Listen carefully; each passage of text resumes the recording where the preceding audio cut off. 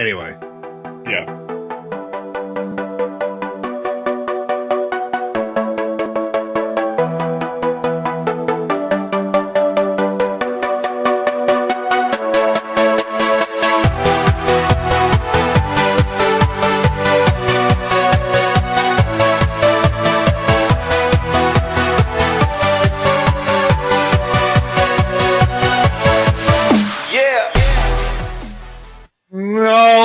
Welcome everyone to Slamcastamania 32. That's what we're calling the show right there. That's how you come up with title. Beautiful. Boom! There goes the dynamite. We are hitting the ground running because I didn't like any one of Dave's title suggestions before the show. He's all salty. That's Dave, the Bristol Brawler. Nick Horaceck is on the show. Why not stand on ceremony? It is the most wonderful time of year for a wrestling fan. It is Wrestlemania. It's Christmas is right around the corner, and you can just see all your presents under the tree, and you want to open them up and just play with them, but you can't. You just want to you're gnashing at the bit. You have to wait. You have to wait. The bit. By the way, can you please elaborate on what the bit is? Like a rope, like something that's in your mouth, like you were a horse. I don't know. It's just an expression, a colloquial. Just say candy canes and shut the fuck up. A colloquialism, if you will. Good answer. Oh man, all right. Well, let's just talk about it because it is WrestleMania season. Let's talk about how we got to this part because, I mean, let's face it. This is the WrestleMania. This will forever be known as the WrestleMania that was largely shaped due to injuries. Injury mania, brother. Injury mania 32. Can I just say one thing? Yes, sir. I'm so annoyed. I get really annoyed that I miss the Super Bowl every year because I have to work and I spend all week, which is not difficult in my country, saying like, don't spoil it for me. But I'm really pissed because it happened last year and it's happening this year. And I'm really pissed that I'm going to work on the night that is WrestleMania. Like, oh, fuck's sake. Well, that's unfortunate, but all you really should have to do is just stay off social media and...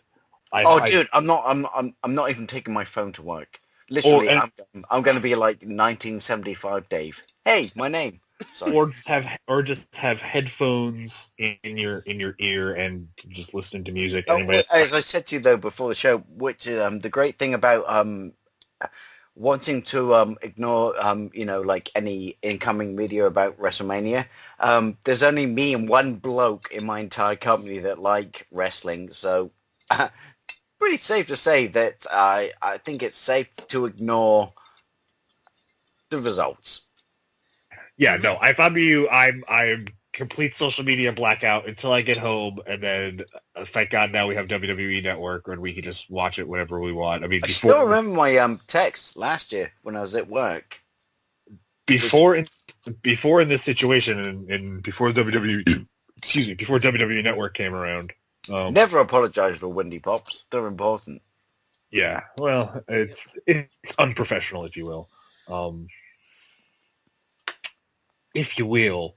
Before WWE Network, I got my position. Edit point. Before WWE Network came around, you would basically be screwed. You would have to essentially buy the pay-per-view again for the same price that everybody else paid on Sunday night, and just watch it a tape delay of it, and hope that you were able to avoid any spoiler landmines before that. Well, it's funny. I had a laugh out loud moment the other day at work when I walked by the carousel that was selling all the current release DVDs, and they had Royal Rumble on there, and I looked at it and just went thinking about being a member of the network, and just looked at it and just went said out loud, and no one else was around to appreciate the irony, but it was just like, why would I buy you? Yeah, I think the DVD sales have taken a huge hit since the network, but that's for another podcast. But I mean, how did we get here? Yes, the Royal Rumble did something happen significant. We saw the crowning of Triple H as the WWE champion, and that led up to a lot of questions in this WrestleMania. Is this Triple H's last go last go round. I thought it was a pedestal. I really did think it was. You think it was you thought this was the last hurrah for what some might consider one of the greatest of all time? I mean, I certainly. Mm-hmm. I actually do. But I thought it was just kind of like it felt like a fast bender to let's just slap a medal on his chest and say. I think Triple H had to play the Hatchet Man. I mean, clearly the objective of this WrestleMania season was get Roman Reigns over and make Roman Reigns the biggest face of the company. In that regard, I think it's safe to say they have spectacularly and gloriously failed. Yes. We will talk about that. God. Boy, however have they failed. We will talk about that more later on. But in regards to this being Triple H's last go-round, I honestly think he might be in the best physical shape of his career right now. The man said it himself. He's not training for one more match. He's training to, potentially. I'm not saying a full-time comeback is on the cards, but when needed to be called upon, the game will be called upon for at least the foreseeable future. I think we will see. We will truly see that going into this match. Nick, What are your thoughts on that? It's gonna be interesting how this plays out because this Mania build has been pretty lackluster. I mean, there's been few flashes of brilliance, and I mean, part of it, Shane Taker and Shane has been that's what I'm talking about. That's the few sheer flashes of brilliance, and even apart from again the initial moment itself, they haven't really delivered that much. I mean, the one Raw, what was it? They were in. I think it was the Raw they were in Chicago when none of them were there. Like, it was literally just Vince McMahon coming out, cutting a promo. Mm-hmm. Like, that goes to show you how lackluster this WrestleMania build was. And that's largely why, because of injuries. Yep. Every champion that was coming out of Mania last year is injured or retired. In the case of Daniel Bryan, retired. Yes. There's even like I said, the Divas division is far. There's no AJ Lee this year. That was a big part of. I think they had to replace AJ Lee with about 4 other girls at this point in time. Mm-hmm. That's the way. I've just decided, by the way, every time we talk about WrestleMania this year, because it's lackluster, we have to do quotation fingers. Lackluster. I mean, there was an article released this week by Bleacher Report. Basically, it was the Wrestling Fans Lighten Up article that they release every once in a while, and it's one of those things that I feel like sharing with people. But if you have to compare this WrestleMania build to years past, there has been far less, apart from the Shane McMahon return and a few the table spot with the Undertaker this Monday. What I call Shane McMahon's test flight. More on that later. I just see Dr. Evil in the background just going, hovering his finger up to the lip and just going, right. Yeah, there's just it doesn't feel like WrestleMania. Like, there hasn't been, like, apart from Shane McMahon coming back, there hasn't been. It feels like a mid-season pay-per-view event. It feels like a lackluster SummerSlam, I think is what I heard described as by good folks over at Heel Book. A lackluster SummerSlam. The show that I think everybody is going to be talking about throughout the weekend, I don't think it's going to... We'll see if this is going to be able to steal WrestleMania's thunder. Takes place Friday. Friday? Yeah, yes. Friday. Friday, April 1st, baby. NXT TakeOver Dallas. I know that's or the as one I call it, Coming to America 2, starring Shinsuke Nakamura. Oh, God. Should we just talk about that first, being the first? Please, I brought up. This is... This is what I'm waiting for, and this can open the show as far as I'm concerned, and then I might not watch any part of it. So I really hope it doesn't open the show. Like, I hope this is somewhere in the middle.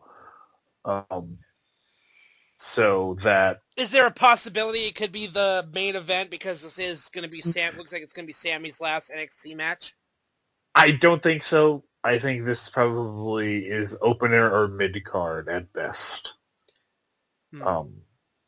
I think I absolutely Isn't it reserve wrong though that we're talking about this with such luster, and like WrestleMania is coming up, and it's the big event, and we're talking about stuff before it that might be better. I'm more excited. Yes, it is. It does say something, and again, Injury Mania. That has definitely been a big factor as to why I think NXT is the far more, at least, compelling way. I mean, look, you got to look at the ticket price for that. I think it's like the cheapest price just to get into the building on Friday is in the $300 range. Damn! Holy shit! Really? Tickets aren't that expensive for when they go in the Pacific Northwest, because they're doing a live tour and they're going to be through May. Portland, Seattle, and Spokane. I think that's TakeOver, and that's Nakamura's first match in WWE, and it's a live network special. And on my list of things that I want to do before I die, I want to go to WrestleMania. Please tell me, normal tickets are cheaper than that.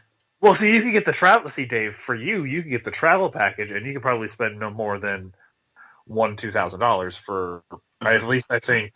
That's a bargain. Yeah, exactly. There you go. And you would be right up front. You would get, the full I think maybe like $5,000 or something like that. You get front row tickets to all three events, and then all you gotta do is just buy your flight and hotel. Right. I have to ask though, right? If you take the ticket prices, where does it go from like base to top? WrestleMania this year was kind of different because the AT&T Stadium is massive. Like there's I think the big storyline going into this. Hold? It holds close to 93, almost 100,000, over probably 100,000. Holy shit! Yeah, man, it's where the Cowboys play, bro. Like they're holding this in Jerry World. Yes. But like I said, if they are going. Like we will witness. If you watch WrestleMania this weekend, you will absolutely witness history. Because I'll watch it on Monday. We already you watch it on Monday. They will absolutely break the indoor attendance record for WWE. Like this will do over 101,000 people. Mm-hmm. Guaranteed. Holy fuck! That's my number that I'm putting it on. Maybe no, I'll say 100,000 people there.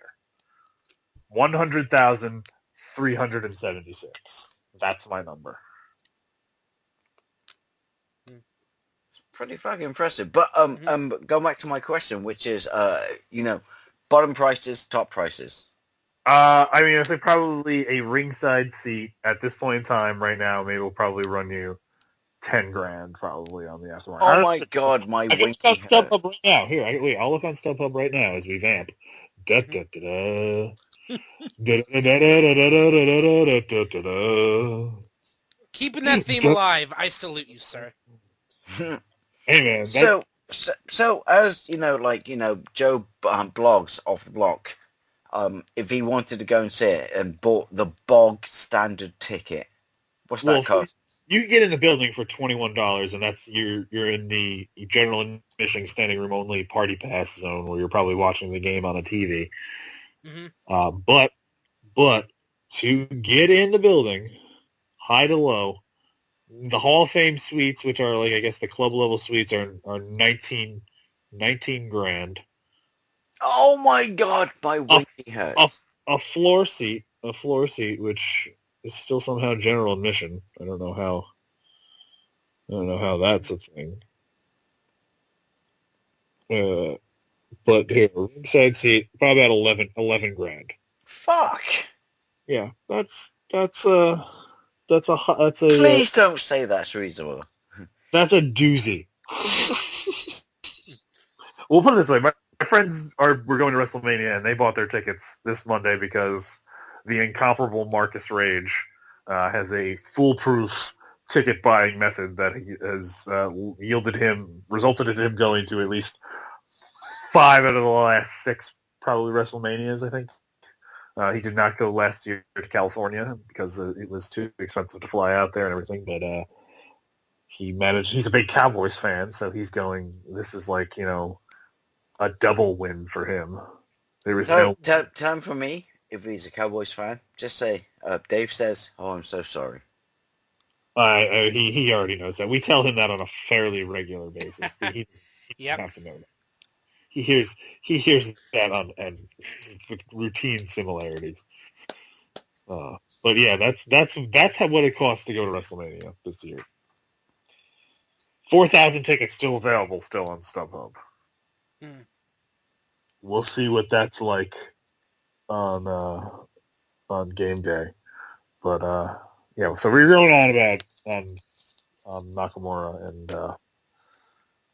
and Sami Zayn. I think this is the perfect person for Nakamura to break in the WWE against.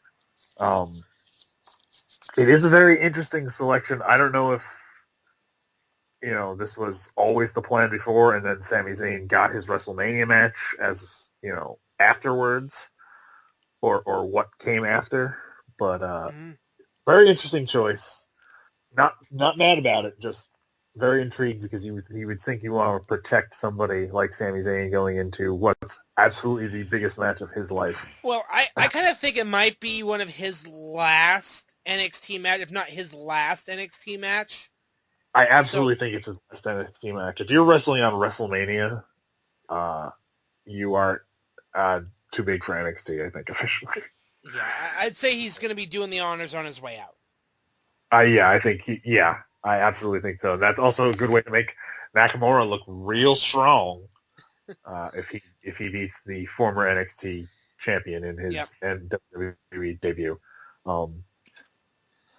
Will we see the theme song, Nicholas? I don't know. I heard somewhere that he may have settled on new music. I don't know. I want to hold out hope. I'm the eternal optimist and believer that we'll hear the familiar. I should play it here, Copyright pending. Copyright pending. 15 seconds that we're legally allowed to do it for fair use. I learned that. We can play it for 15 seconds. That's fair use. This will be a nice little edit point here, too. It'll be a nice little edit point. I'm giving you work. You put me on the spot. It's our WrestleMania show, bro. We got to go hard or go home. You know me. I just want to talk about the opening riff there. Anyway. Eastbound and down, rolling on trucking. Sort of sounds like that. Not quite. I got the freaking YouTube now because you don't have the same point in time.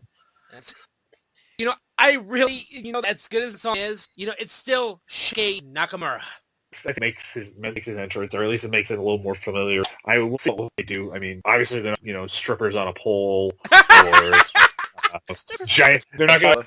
I will show Dave. I will show you the video from WrestleMania when it was him and Tanahashi, and they had a pole, and I think he I don't know. There was a lot of potentially clad women in his entrance, and he did some weird kind of dance thing with one of them, and then to the ring. What? But yeah, we will say spectacle. That's mind wrestling right there. Not arriving in WWE. I'm here, bitches. That's exactly. I'm back, bitches. Even though he never. Anyway. All right, I found it.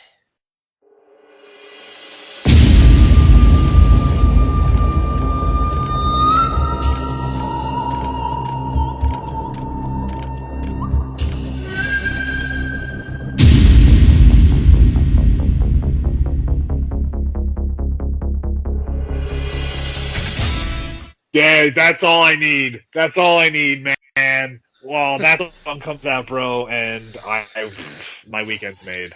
Yep. I love the fact that any sport in the world needs to pump you up before it kicks into the main strumming of the guitars. Yeah. It just needs that drum bass that just goes. Yeah. Bum, bum, bum, bum, I mean, I have it on my iPod. Every time I listen to it, I get goosebumps fucking thinking about this. All right. Yeah. It's an iconic theme song. I mean, they let Liger use his song. I'm hoping there's some sort of agreement made. But if not, I'm sure it will, whatever it is. I wasn't disappointed with Hideo Itami's, even though it is a little hokey, I guess you could say, is the one word I would use. I enjoyed Itami's. Yeah. I mean, Finn Balor's got. If there's one thing that WWE has done right, especially with NXT, it's the themes. Asuka's got a great one. Austin Aries has a great one. Everyone down there seems to have something just kills, man. That's why I'm not that worried, but I hold out hope that I get something that I'm very familiar with. Right. So, into the predictions, our first prediction of the night, Nakamura versus Sami Zayn. I am picking the King of Strong Style, Shinsuke Nakamura. Nakamura. Yeah, I think that's 2. Dave, you going to offer a dissenting opinion, or are you team Nakamura? No, I'm with you. Yeah. It's no-brainer. It's no-brainer. Like, seriously. It makes sense. It makes sense for Sami Zayn to do the honors for Nakamura. Yeah. Which is, I'm thinking about, because I remember, because I went back and watched the War of the Worlds match, Steen and Nakamura. It's like, these two guys, Nakamura and Zayn, destined to do this forever. Steen had Nakamura's first match in the U.S. in Ring of Honor. Yep.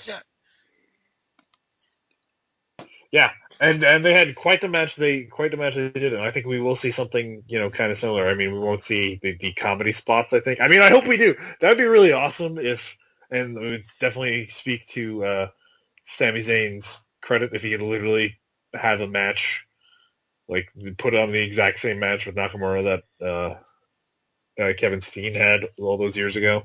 And it was 2012, right? Or 13? 14. 14. That was 2000. Yeah, that was right before. It was again. He did the. Yes, did the honors. He did the honors for Nakamura in the same way that I see what you're trying to say there, buddy. I see. I'm picking up what you're putting down. Yeah, I just think that's the logical conclusion, and all 3 of us agree. On to the next one. Yes. All right, let's save the title matches for last because obviously save the title matches for later. Yes. Apollo Crews, Elias Sampson.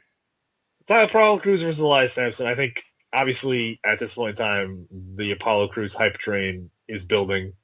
Future NXT champion, I think we could call that. And if NXT had a secondary title at this point in time, Crews would have held it. Crews would have taken. Baron Corbin is one of those people that's in it. Could be in that conversation as well. Mm-hmm. Hey, if your WWE spies are listening, potentially maybe bring back the television title and put it on NXT. Please? I don't know. Something? Just ideas. Yep. If I apply for that, our esteemed colleague, Mr. Michael Burham, tried to get me to apply for a WWE writer's job this week, a temp job. And I had to, I'm far too pragmatic. In fact, think that something would ever be, practical work. Mm-hmm. I'm fine for right now, living in my glass house, throwing ideas up against the wall, thinking the WWE actually listens. I like glass houses. I like glass houses too. Yes, the Apollo Crews hype train is keeping on rolling. Elias Sampson is really just there to facilitate a great match out of Crews. I don't really even know what was the whole build and storyline behind this match, or just I don't know. I think it's something that someone to put in front of Apollo Crews, so Apollo Crews can pop the crowd at the end of the night. Because pretty much. Here's a match I would love to see on the WWE, and I know it's kind of off topic a little bit, and you can't deny that Moose is a guy that it seems like the WWE would have some interest in, whether or not that rumor is actually true or not. But Moose Apollo Crews. Just think about that. # sign Moose. So, moving Crews, on to the next. we're all agreement, Crews? I think we're all in agreement on Crews on that one. All right. No one's team Elias Sampson. No. I enjoy the drip. We didn't ask you, Dave. We didn't ask you because it's a foregone conclusion. See, you didn't ask me, but I'm going to say the same thing, which is, Cruz. Okay. Apollo. Why would they build him up if they're going to, It's just have to lose to nobody Elias Sampson on the biggest NXT, possibly the biggest NXT show ever. Is this a bigger NXT show, bigger show for the NXT brand than the Brooklyn show was before? I think so, because this is WrestleMania, and you do have people coming in from all over the world. This is the hottest ticket of the weekend. You can still get into WrestleMania for a pretty reasonable price, depending on what your definition of reasonable is and what level you expect to watch the event. But you can't get into this unless you plan on dropping some buku change. Buku change. That's true. It's all right, so next match, Baron Corbin versus the debuting greatest man that ever lived, Austin Aries. This is Austin Aries' first match in the WWE at the NXT TakeOver? Week. I think he's wrestled on house shows, but this is his first televised match on the WWE show. Really? Okay. I seem to remember him wrestling a match already, but why are you talking up here? I don't know. I'm a little backed up on NXT, so I'm not too. I believe so, because I think I haven't been watching that much, but I'm pretty sure I watched at one point in time, and he did have a match against somebody. I'm not totally sure on that, but we'll go with that. But again, Austin Aries is definitely another guy who's wrestling the biggest match of his life this weekend. Because he's probably never been in front of a crowd this big before. Comes back to what you said, though, doesn't it? Which is, welcome to the biggest, night of your life, but you're only here because everyone's injured. No. Probably. I mean, I think there's probably some interest on some level on Aries. I think the injuries probably was the impetus behind it. Like, that's what they finally made them pull the trigger. But they were definitely always aware of Austin Aries. He did mocap for them for some of their games. Yep. So, he was he's obviously not only the mocap, he was actually the actual player model. Like, wasn't it that career mode? He came in and he actually did the voice acting, and like your wrestler was essentially Austin Aries. I don't remember that. You don't remember that? It was in one of the WWE. It was like one of the last SmackDown versus Raw or WWE 12 or something like that. One of those games. Oh, really? Yeah. That's kind of cool. He did like they did something completely different with the career mode where like they just gave you a generic wrestler and you took over his career. They didn't let you like change anything like that. Or they let you change whatever, but he had like his own. And you essentially did play as Austin Aries. You did the drop DDT as the finisher. Yeah. But this is an interesting match because obviously the WWE has some investment and has some future plans for Baron Corbin going forward, and kind of Baron Corbin's gimmick, or at least working creative recently, has been his ongoing assault against the quote-unquote indie darlings. And Austin Aries is another one of these independent darlings that's coming up. And, this is going to be a good match, but I think Austin Aries was brought in to facilitate Baron Corbin's further ascension to the upper echelons of the NXT. To the dark side. Well, he's already a heel. I mean, when you got the entire London crowd going against you, you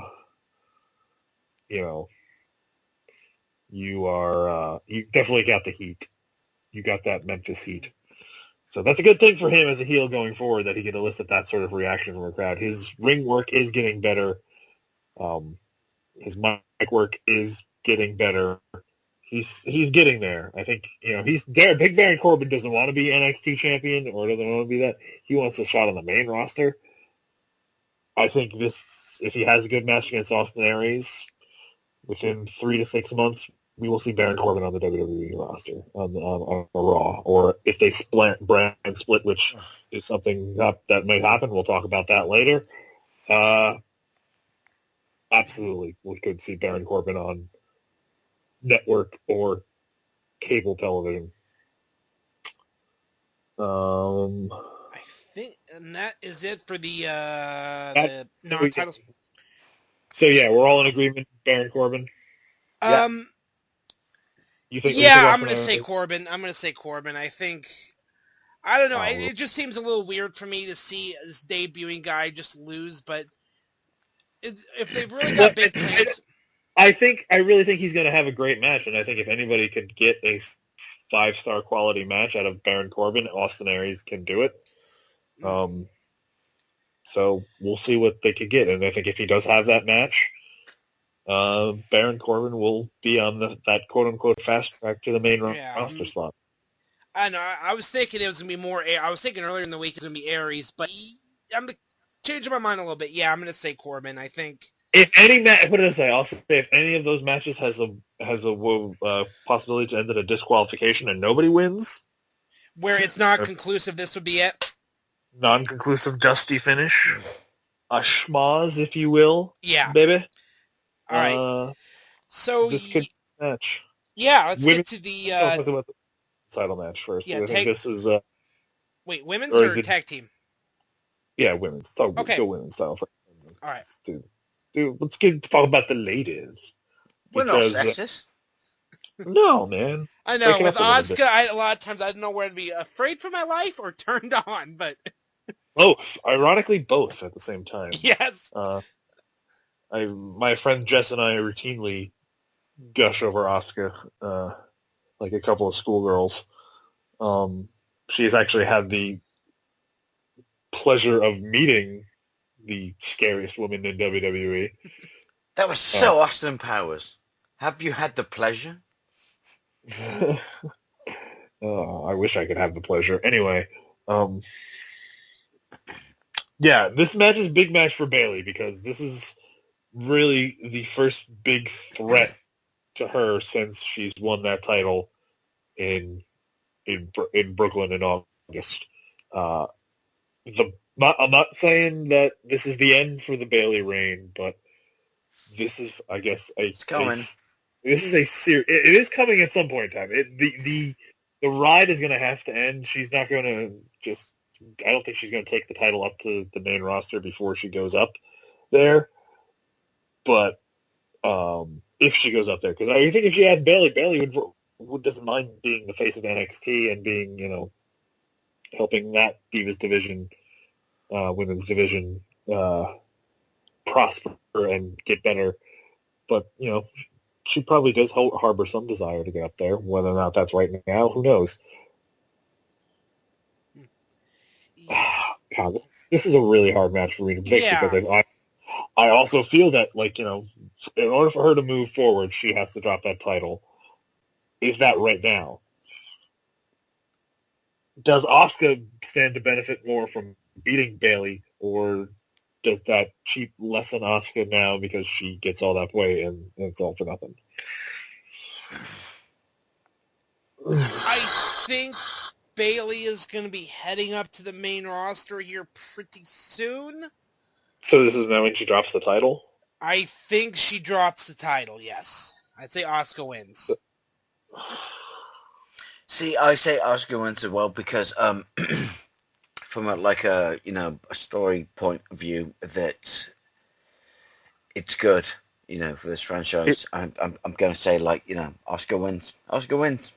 I agree that the division is better when the belt is ping ponging back and forth. There's a lot of champions. I think.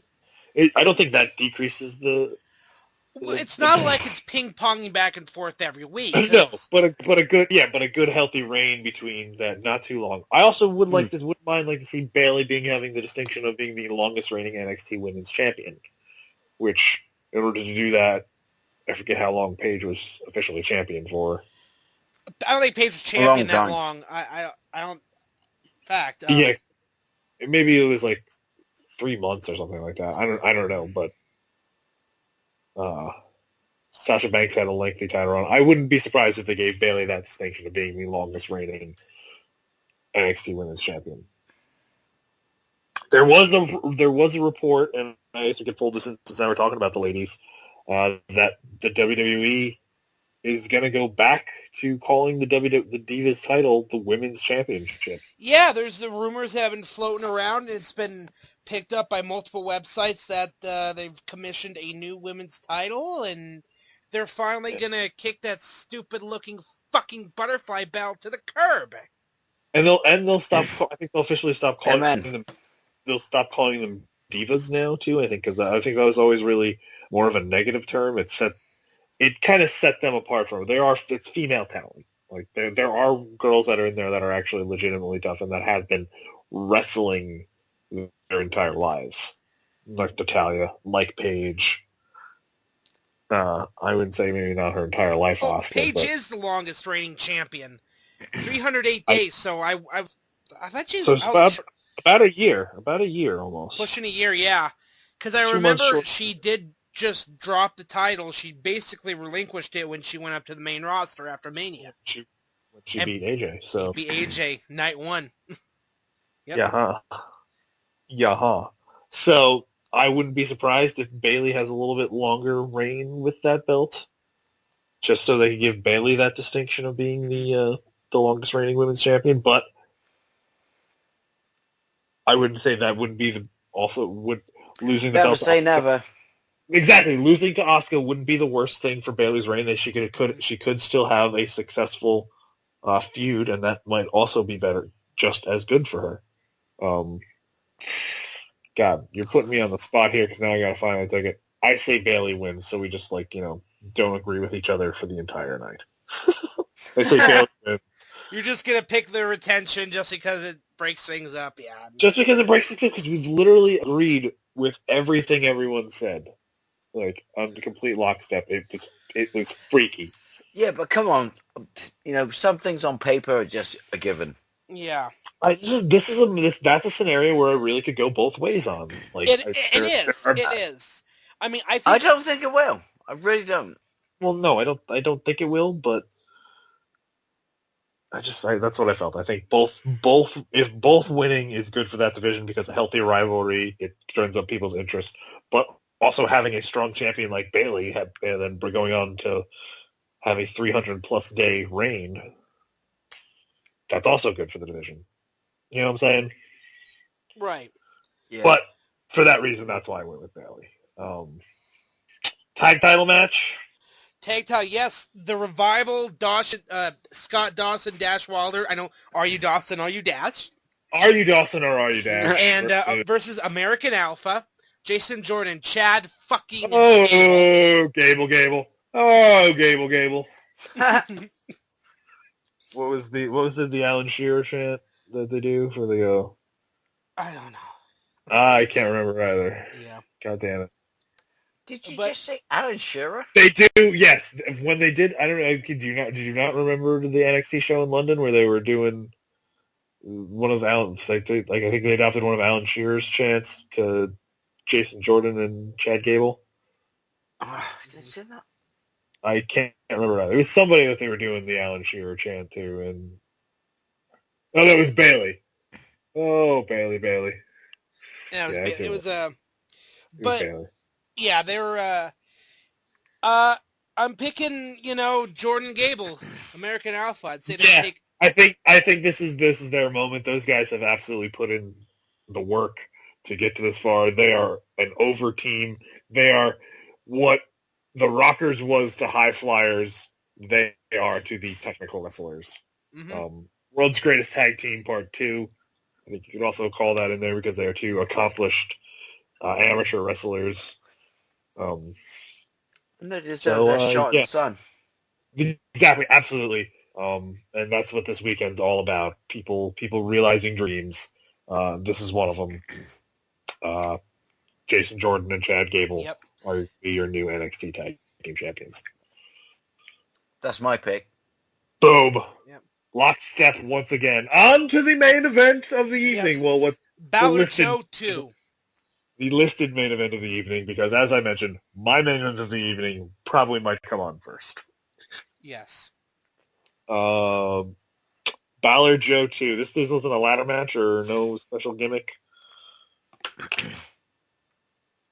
No, there's no gimmick. There's no stipulation. There's nothing, to that effect. No.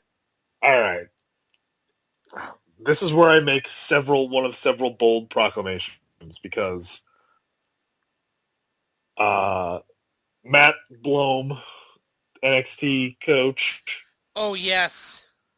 Tweeted out a certain picture of a certain big dick daddy from Cincinnati getting ready and getting loose at the Performance Center. Literally loose. Well, doing some workouts, working out. He was in the building. Yes. Will we see, and is this where we're going to see the debut of the Bullet Club in this match? Maybe? Maybe. I don't think so, though. Maybe. I say no. Is it a possibility? Yes. I say no. Is it a possibility? Abso-fucking-lutely. Was it probably discussed in some levels as this is when we debut these guys? Abso-fucking-lutely. Yeah. But we'll see. Could it happen? Could they show up just the day after Mania?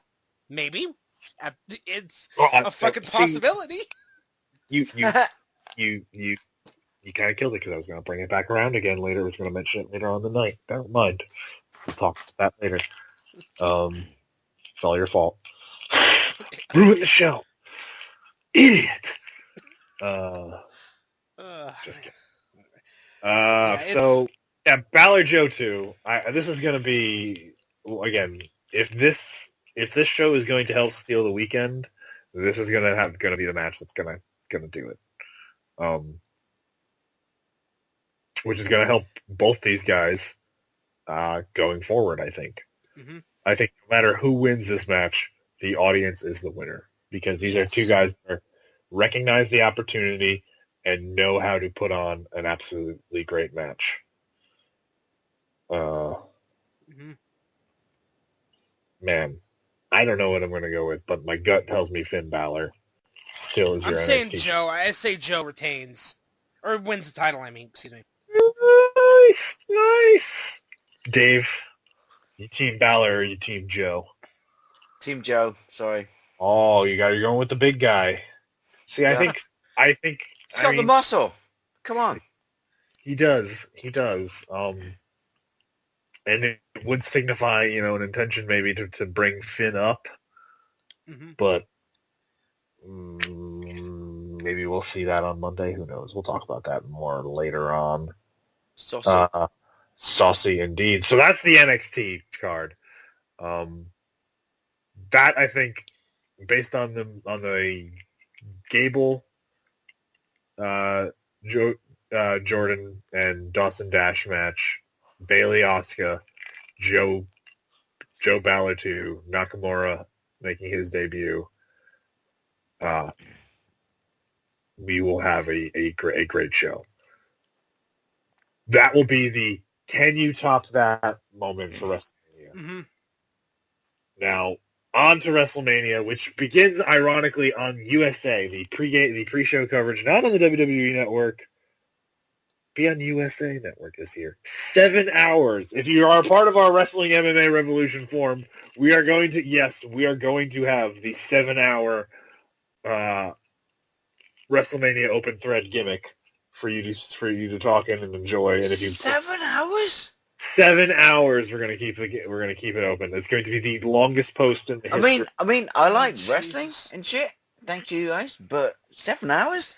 That's like 7 hours. Yes. That's like a shift at work. I mean, put it this way: if you hadn't watched wrestling if you were basically in a coma for the last 3 months and you missed it, you will be well versed in everything that happened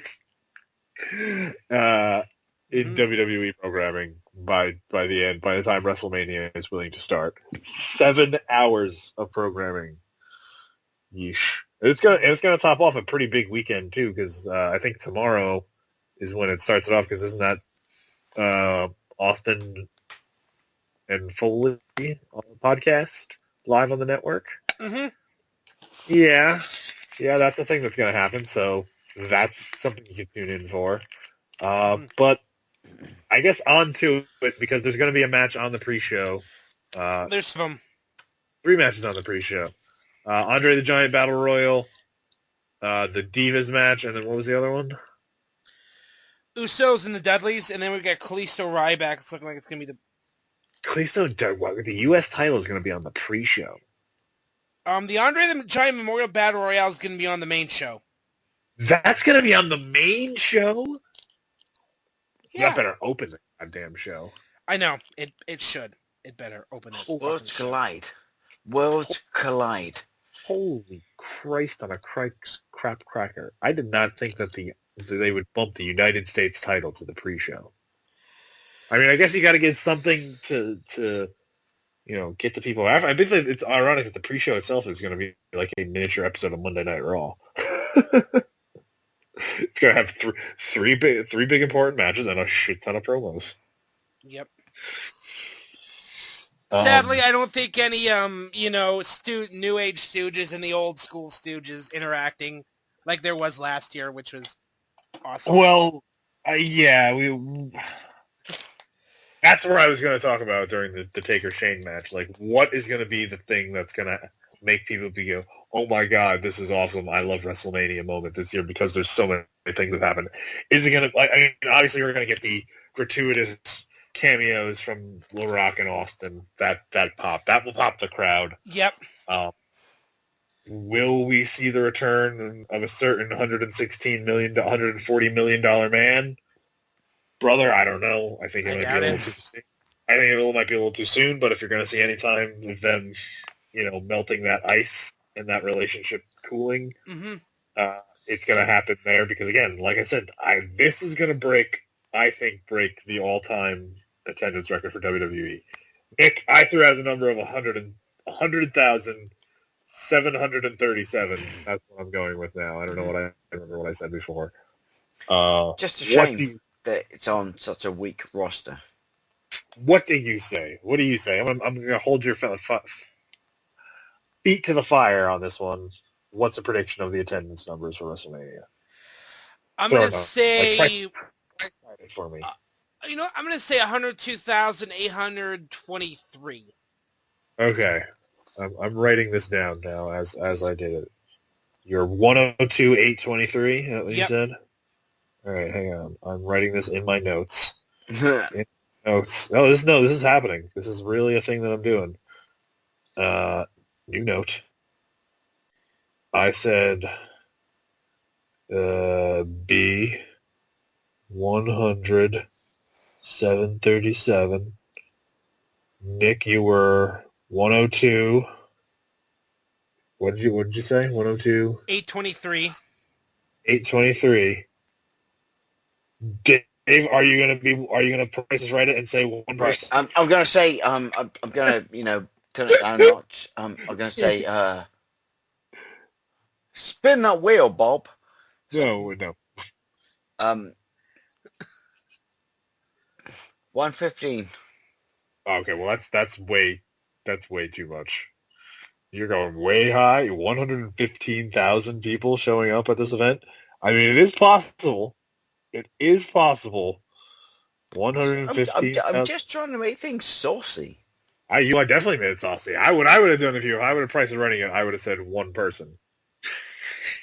So that way, if we were both over, you would have got. But the thing is, right? You laugh at me, you mock me, but it's not off the the schedule. Could happen. The closest to the amount without going over will get special shout out and commendation on the show, and then we'll make it like an annual thing. Can I if I win, can I get like a microwave and shit? Can I pick stuff from scrolling? Yeah, we'll see. Something like that. You'll be the WrestleMania attendance prediction champion for that year. Brandon, what was your prediction again? 100,737. 100,737. All right. I have it on my phone as well. Why are you all writing this shit down? Because it's like a competition where Price is writing it, bro. No, I'm scared. God damn it! I won that fucking microwave. You won highball. Can I readjust my my guess? Because I really want that microwave. I don't know, man. We locked in. You went 115,000. I think that's a good number. Like if we see now I want to go 102. Drastically lowballing it. I mean, the building holds about 101,000 people probably. Like, and that's I didn't know that, did I? Including standing room only. But that's for a football. Christ. See, I've just overshot myself, you wankers. That's for football, though. They can put in a lot more people on the field, and they're not going to have to. I don't think they're going to have to build a giant canopy and stuff like that because it's indoors, and it's going to be during the day. So they haven't quite showed what the set looks like. A little preview was up on their Instagram. Yeah, I was seeing Can I just come on? All right, fine. I'll let you readjust. All right. I want to go with 100,000. Why is my finger in my ear like a fucking Dr. Evil? I don't know. I want to go with the 1,001.5. You want to go 101,500? That's what you want to do? Yeah, it's very important that you do the 0.5. Okay, yes. Okay, that's a fair amount. That's in between me and Nick.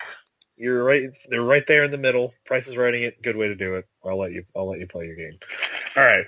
See, so you got to forget. You got to forget. You got to remember that we don't get these events like this in this country, so it's very difficult to pick a. You are going to Monday when you watch this, you are going to see a spectacle, and again, we will try and keep these spoilers for you at the minimum. Just don't pay. By the way, Nick, and yourself, Brandon, if you post it on the forums, that's all good. Don't post any shit to my timeline, please. Yeah, we won't. I'm not. Yeah. None of us are much of a dick. We'll keep all discussion in the open in the 7-hour open thread gimmick. Yes. Okay, so we're all locked in. I may make a Scooby at lunchtime on my phone just to quickly check. But just to see what's going on, what's going on. You can do that. Actually, no, I won't because that ruins it. I did that last year, and it just kind of like.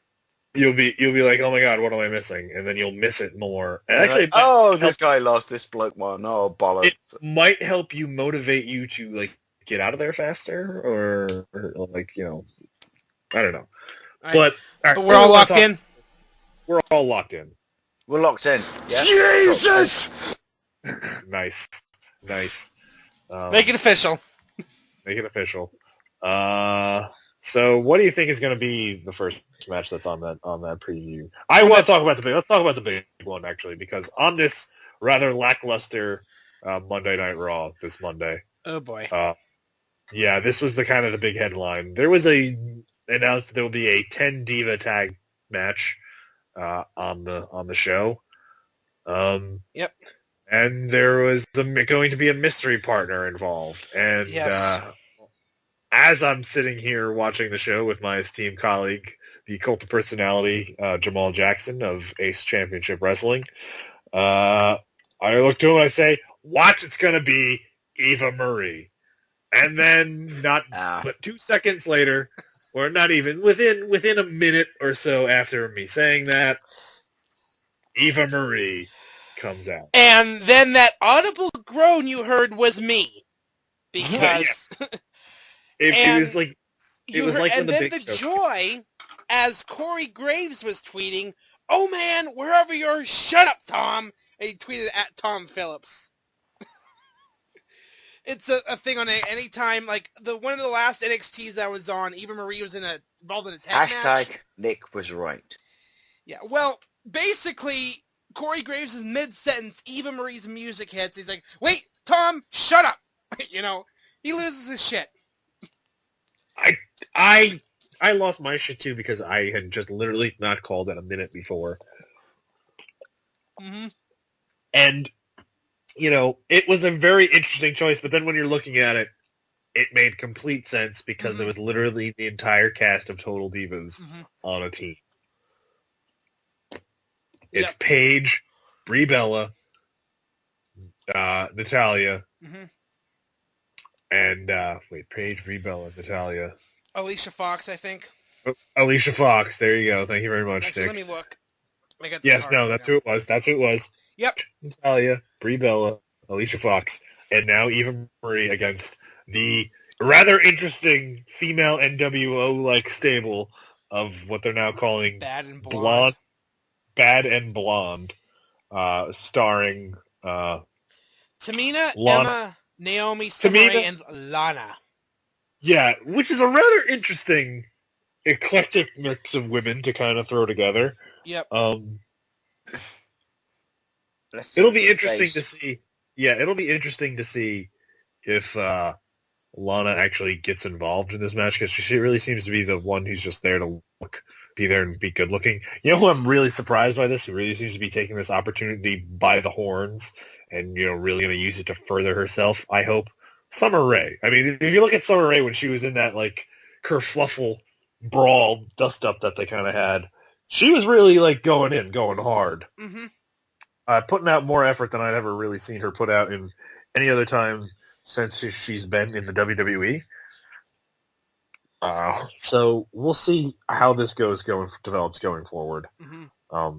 At least this group. I think this group is put together for a reason, and obviously Eva Marie being just kind of thrown onto the team kind of is going to be deharmonious to the ladies of Total Divas. Bad and Blonde wins. Yeah, because I think they have more creative, more potential going forward with that stable than they do of random team Total Divas. Yeah. And I mean, Nikki Bella is no longer able to wrestle full time. I guess that's the most recent word, and if that's true, that's really truly tragic. And I think Nikki should really consider what her career options are going forward. Yeah. If it's something she really wants to continue to do. It has been publicly stated though that it is Brie Bella. Is this going? The final Brie mode. She's going to transition into trying to become the mother of Daniel Bryan's child. Yes. Which, props to her, she's had a great career, and I think when you go back and look at it, Brie Bella and the Bella Twins will be in the WWE Hall of Fame. If you would have told me that, I'm going to piss a lot of people off with that statement, but absolutely the Bella Twins had Hall of Fame careers. Absolutely. You got to look. What they did, they took divas from being basically, pinup girls and glamour models to being reality stars and helping the WWE expand more into mainstream audiences and being more palatable to non-wrestling fans. You got to think of how many wrestling fans they may have created just by being on that show. They may have done that. If I'm really willing to bet that there's some parts of the female WWE audience that were introduced to the product via Total Divas, and that have now stuck around to watch the product. Guarantee you that there are people that there exist. I don't know how many of them there are, but there are probably some of them. It's me and Nick. Hey, look, I still admit I'm a guilty pleasure viewer of Total Divas, especially when I need to fall asleep or something like that. That's something I'll put on. But yeah, Team Total Divas does not seem like Why don't you do what the rest of us do? Just watch porn. Well, I mean, I do it during the morning. That's how I get up and get ready to go for the morning. I'm a weird person, though. That's enough about my personal habits. What do you think is going to be the second match on the pre-show? Oh, Usos versus Dudleys? Yes. Usos versus Dudleys. This absolutely should be on the pre-show because I don't even know why this match is happening. On the fact that they seem to want to prove it. This is going to be a tables match. Ooh, Justin. Do we lose Nick? Hello? Oh, he did say be right back, so we got to vamp. Vamping. He's going for a slash. Apparently.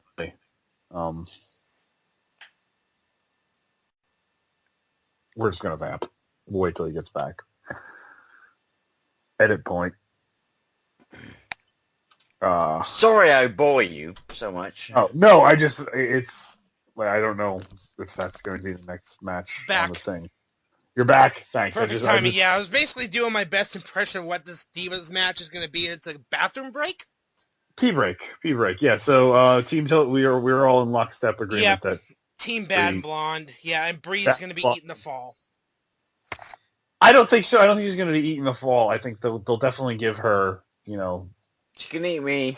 A proper... You're going to give her a proper send-off. I'm going to let you deal with Daniel Bryan at that point. That's going to be my God, I just turned into Burhan. Sorry. Exactly. Don't Burhan it up. Please.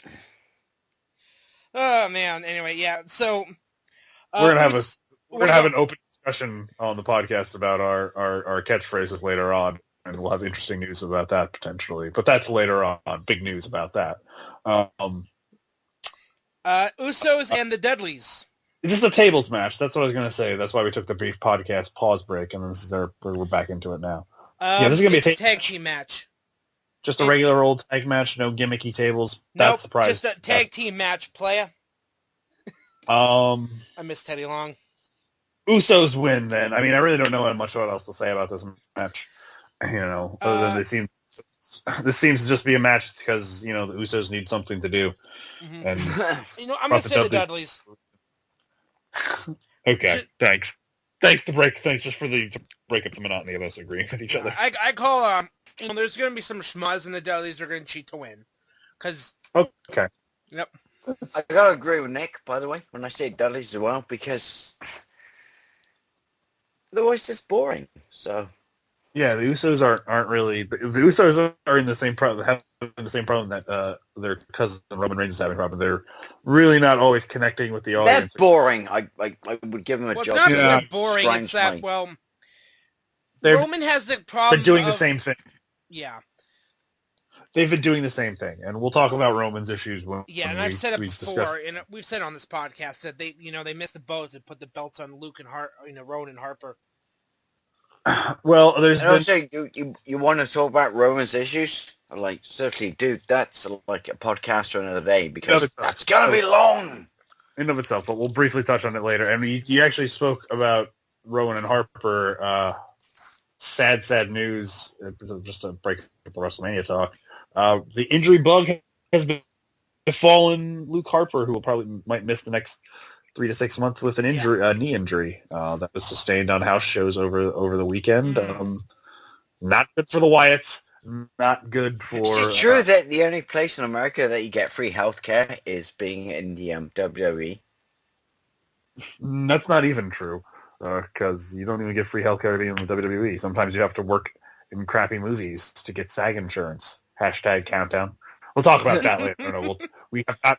It's been a few weeks since we've talked about Countdown, but we might do a special Nerd Chronicles where we watch Countdown and then react to it like a Mystery Science Theater thing. Nice. But, I love that show.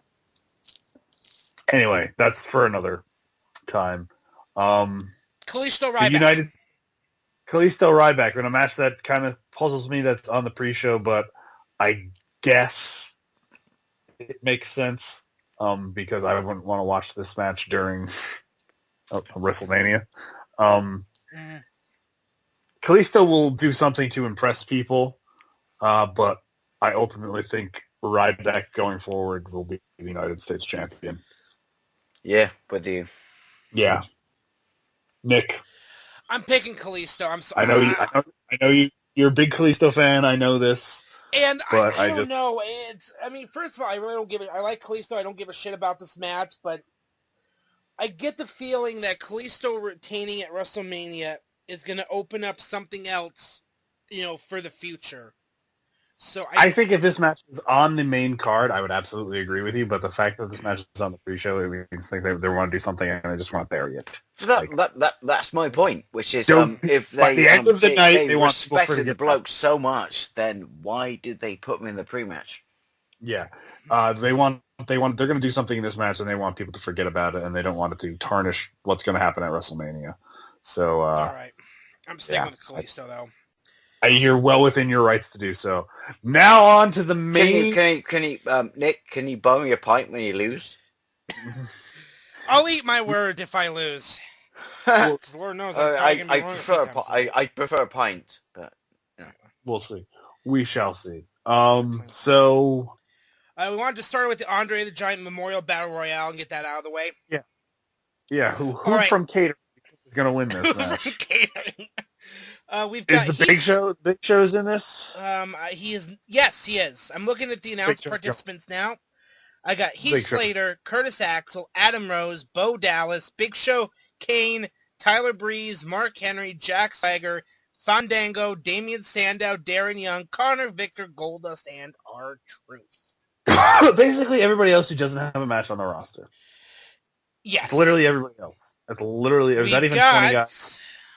Is that even 20 guys? Can I say something really odd? Which is, in this fight, I hope they kick the living shit out of Goldust because I can't stand that guy. Is he because he's gay? No, just looks like a twat. Oh. Well, I don't know. Goldust is a gem in professional wrestling, and I'm glad he's had a career. He's a knob! Believe me, there's gonna be some comedic gold moments out of this this Golden Truth. And I am not, by the way, people, I am not homophobic. I just think Goldust looks like a fucking knob jockey. You weren't watching wrestling when he was at his prime gold. This is the son of Dusty Rhodes we're talking about. No, baby. but it's just Nah, baby. You don't understand. That's the Dream's kid. That's my son of my son. That's son of a son of a son of a plumber. Looks like a fucking twat. Yeah, baby. That's not even the half of the things he done. I got some weird kids. Right, if he's so good, why was his action figure discounted to £2.99 in Tesco's 2 days ago? I have no idea. They want to get rid of an action figure. Yeah. That's not any mark on Goldust's performance as a professional. I'm looking at this. I just don't like him. I don't know. Like he just rides my roids so wrong. You're well within your rights to do so, but I just think you're wrong. We'll see after this, sir. And again, I like to believe that I've forgotten about more wrestling than some people will ever remember. So, you're wrong. And also, you're wrong. These blokes got me into wrestling, so technically my knowledge is a little bit limited. But no, I just think he's a twat. Sorry. You that's the point of the product. You're not supposed to like everybody. You don't have to like everybody, but... Yeah, like you said, that's the point of the product. You should be. There's not 20 people in that Battle Royal, though, right? No, that's who they've been announced. So I don't know who else is in it. I mean, and you don't know who else is going to show up. There's always going to be. Because I mean, we've got the three that are jumping on the page of me just because of how badly they've been buried. You know, Breeze, Connor, and Victor. Why do I get the feeling Tyler Breeze is going to be one of the first ones gone? Damian Sandow. Damian Sandow is going to be the first one gone. I think Damian Sandow is on the. Is my pick for the next person to be fired award. Oh, ouch! Because he's been I don't know if you pay attention to some of the things that he says on the network, but at least during that Edge and Christian show, he says some things that are. He's got a free mouth. Yeah, exactly. He's at that stage where he just doesn't give a fuck anymore.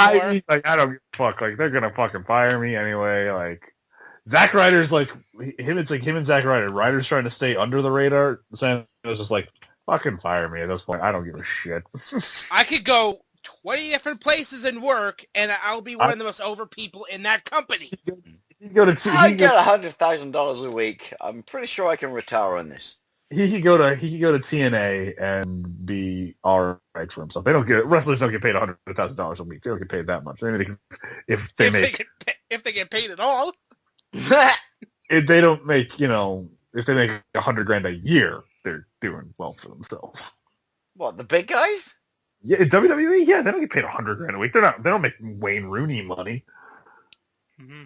They get paid. Everything in the world was restored to Dave's favorite place. Footballers get more money than wrestlers. Sorry, footballers get more money than most professional athletes. I think. They get ridiculous money. I thought they were prestige cream wrestlers. Except in this country, NLS players get dick, but that's for another podcast. Yeah, Andre the Giant Memorial Battle Royal win. Picking Mark Henry. I'm picking Mark Henry is like a swan song. No one. I'm really upset now. I'm really upset that song, wrestlers don't get the same money as footballers. Like, no. Oh, they do. If you excuse me, screw you guys, I'm going home. The only wrestler who kind of makes similar money to a footballer might be Cena, and it would be a low-end version of a footballer, probably. It's like somebody coming, maybe Oh my god, that's not fair. Cena doesn't get paid messy money and that stuff. No, fuck no. I thought they'd be rolling around in lathers of dollar bills and wiping their ass with fucking 50s and shit. What are you talking about? You're a crazy person. Yeah, Cena's rolling around in bed with Nikki Bell's tits in his face. But I mean, exactly. But so that's yeah. In my defense, I'm on countdown to being killed by Paige's parents. Yeah, you're on death row already. You're marked for death. By the way, you hear it, Nick? I actually found out where they live, and it's really close. Oh god, it's really close. Again, that's a scary thought, dude. Because watch my mouth. That's all I'm saying. Yeah, they have to cross an ocean to get to us. They actually have to get on 2 planes to get to me. Yeah, it's all right. It's right. I've already got prepared what my statement will be, which is when they turn up my door, I'm like, "Hey, how are you? I've got so many great things to tell you." Anyway, that's a good pick. Last words. That's a good pick. That's a good pick. Mark Henry in his home state, his curtain call. Good pick. Good pick. Who do you guys? Slightly just drifting back. I really didn't realize that wrestlers were paid that badly. No, well, it's not that badly, but they just it's footballers are paid that much exorbitantly. Right. Anyway, Dave, who do you got in this battle royale? I don't know. I don't care. I'm gonna die by the hands of Paige's parents. All right. All right, moving on. We've got to split anyway, so good. New Day versus the League of Booty. Yeah. 3-on-4 handicap match, not for the titles. Not for the titles. Thank God. We will not see the New Day lose their tag titles at WrestleMania. This to me, being a cynic, is clearly just putting there to eat time up. Yeah, this is gonna be like the New Day is gonna pop. See how many people the New Day can pop. What is Big E Langston going to do? I mean, we've seen Big E do some pretty depraved. In England, this is where you go and make a cup of tea. No, this is you mean this New is Day? The New Day. New Day in front of 100,000 people. Come on now. Not me. Yes, this is the same team that Ricochet tweeted, "The day the New Day breaks up will be the saddest I've been since Shawn retired." True story, bro. Yes. True story, Rick. Thank you, Ricochet. Yeah, man. I'm glad this is not going to be the end of the New Day, but I don't think this bodes well for them. 3-on-4 handicap matches usually seldomly work out for the team that's the third that has the 3, unless we see Freebirds run in. Well, Jesus. Whatever. Oh, okay, quick question. Who do you think is going to have the craziest outfit at the Hall of Fame? Snoop, Michael Hayes, or The Godfather? Snoop. I'm going with Michael Hayes. Snoop. Yeah, I think if Snoop shows up, his whole entire plan is, I'm going to show up at every other motherfucker. Like, I think it's just going to be a normal subdued night for Snoop. I don't think he's going to, go like how he used to go at the VMA, like full velour, like pimp suit or something like that. Do you know Snoop's banned from every British airport we've already got the pimp suit covered with The Godfather. Yes. I'm calling Michael Hayes. Yeah. Michael P.S. Hayes will probably wear orange. That's my prediction. It's a color that never dates. What do you got a prediction for the color or pattern? I know we've turned like fashion. It's a really diverse podcast this week. I'm gonna go classic and say blue. Okay, like a gaudy blue, like 70s and shit. Blue flowing. I get it. All right, Nick, you want to pick a color? See if you want to. I think he's gonna go just a bright red. Just, Right. it's going to be blinding. It's going to be like looking at Eastern Washington University's red football field. Yes! Yes, I know exactly what you're talking about. Can we do another a facet to this conversation? What do you think is the first thing he's going to say when he walks in the room? Finally. Oh, it's Snoop? Yeah. Like, where's my green room and can I smoke weed? Yes! Oh, God. I just was going to go with the classic, what's up, niggas? But my bad. Oh, Jesus. What's up, Vince? I think I've told you the story. I think I have told you guys the story when Snoop was in Great Falls, Montana. He was doing a concert that he was told not to smoke in the green room and in the limo. And he was smoking. Of course he was. He's Snoop Dogg. You're not. Yes. Look this up on YouTube. This is true, and it'll make you laugh your ass off. There's a bloke. Oh my God! It makes the English people sound so weak.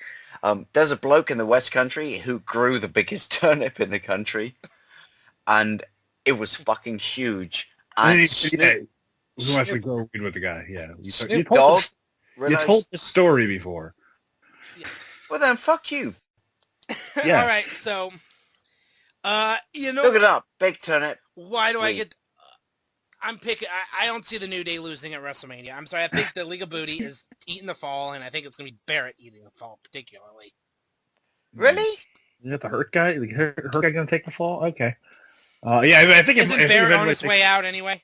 I think if anybody's taking the fall and that Barrett's on his way out, that rumor still holds to be true. That made me think, but I think just generally the 4-on-3s don't work out. Dave, you're going to be the tiebreaker. I say League, not because I like them. No, I didn't choose it because I liked them. But at the same time, I just think I don't know. It'll be awesome to spice things up, if that makes sense. It would be different. Plus, also, though, you got that massive, return circle in the WWE, which is, do it, spice it up, and then let's wait for your next fight where you're fair. If the League of Nations does lose, are they done after this? Like, do you see this the fault? The really? Yeah, I really think so. I think if they lose, there's really no point for this faction still to be together. I don't think so. I just think they'll be just bumped put to together to be freaking bodyguards for Sheamus. I thought they were literally put together because I thought Sheamus' title reign was going to be more than 2 weeks. Well, we knew he was going to be a transitional champion. We didn't think it was going to be that transitional. I didn't think that was going to transition that fast. Yeah. Yeah. I thought we were going to see League of Nations somehow in the main event of WrestleMania this year at some point in time, but that's how wrong we can be. Cannon fodder. I know. We all know that. Absolutely. But at the same time, I think they'll always be around because, they're more entertaining off camera than on camera. I think what we've seen out of the League of Nations, we've seen a different side of Rusev. We've proved that Rusev is not a one-dimensional character. I mean, he's the TV champion. He's not. He's not there. He's not a. Don't really laugh, Nick, when I'm taking a drag of my fag. Yeah, I was going to say the same thing too. Yeah, he's shown that he's not entirely one-dimensional. He does have some range to his character. Not much. Not very much, but there is that. It's definitely given Alberto Del Rio, a showcase again where he has continued to put on good matches. And Del Rio is absolutely in the best shape of his life right now. True. And it's given Sheamus more chance to practice his mic skills. Yeah. Or to connect. Let's be honest, he needs to fucking practice. No, I shouldn't say practice. I would just say more opportunities to connect with the audience, because I think that's sometimes his thing. He tries to. You should say practice, because he tries too hard, and it comes across as sounding like a twat. He doesn't always connect, because I think maybe he might say something that a lot of people aren't going to get. He may be speaking to Irish, British, or European, dare I say even European. But it just goes to show you, when you put guys that are together that are friends, which all these guys are friends outside of the, you get good results. So yeah. So the match won't be terrible. No, it won't. I just can't wait to see how awesome the New Day is going to be, because it's the what is the question is, what is Big E Langston going to do that's going to make us all, what gyration or gesture, or is he just going to totally just dead man style? He's like, oh, he's not doing anything. Oh. Yeah, well, all right. So, Chris Jericho, AJ Styles. If you would have told me last year AJ Styles would be at WrestleMania, I'd be like, what are you doing? What are you doing? What are you smoking? And give me some. No, I would just think you're crazy. You wouldn't be high. You'd just be crazy. You're like no. AJ Styles is going to be the first guy to wrestle at Wrestle Kingdom and at WrestleMania the same fucking year. Yeah, that's pretty big. That's a pretty big honor. It's probably going to be the first person. He's going to be the only person to ever do that, too, by the way. Yeah. I don't think anybody's ever doing that ever again. Stop saying old like it's a bad thing. No, only. He's going to be the only person. Like, no one else is ever working... Sorry, where'd that come from? I'm old, sorry. Yeah. No one else is ever working Wrestle Kingdom on January 5th or January 4th to whatever. I think it's a foregone conclusion that Styles is going to win that one. Yes, I absolutely agree. I wouldn't be surprised if this is like the Shawn Michaels Jericho match from WrestleMania 18. Mm-hmm. In fact, I can tell you the match right now. There'll be a hiccup in the middle where it looks like, oh no, he's going to lose. And then he's going to Rocky Balboa at the end. It'll be probably during the Walls of Jericho. It'll be like, is he going to tap, and then he's gonna break his way out. It's going to be a showcase for AJ Styles, because he's in there with the right person to do it. Because if anybody is capable of putting on a match of the year quality match or match of the night quality match, oh yeah, no, for sure. The matches that they've had before that's on Raw were great, so I have no doubt that they could do so again. And if given the time. And, it's just going to be a question of what they're going to do that's going to have us, If I had to pick one that I actually wanted to win, I would say them. A Styles clash. There will be a Styles clash in this. I don't think 100,000 people... I don't think they're putting AJ Styles in front of 100,000 people and not have him do a Styles clash to Jericho. No. And I'm picking AJ to win. He's going to get... Going AJ. He's going to get a big moment. It's going to be a big... This will be the best year in the career of AJ Styles by far. Mm-hmm. And he had a pretty good year last year, too. Do you know what's really sad about this? Every time we talk about something, it's a peg in the tombstone of me not being able to watch this live next week. I'm sorry. It's not next week. It's Sunday. This week. It's Sunday. Yeah, at this point in time, 3 days away. I'm thinking about this, right? I can't fake illness because they know I'm not ill. So no. I have 3 days to actually get ill. But you could get sick at work. If you get sick at work, they have to send you home. They can't force you. Ooh! I hope to God no one from work is listening to this. If I work 4 hours, it doesn't count as a sick day, so I can fuck off and go back to Dodge. There you go. That's your out, and we just found your out. Or you and Nick could just fly over this country and just punch me in the face. Call bomb threat or something like that. Do not call I gotta find a way. I gotta find a way. Fuck.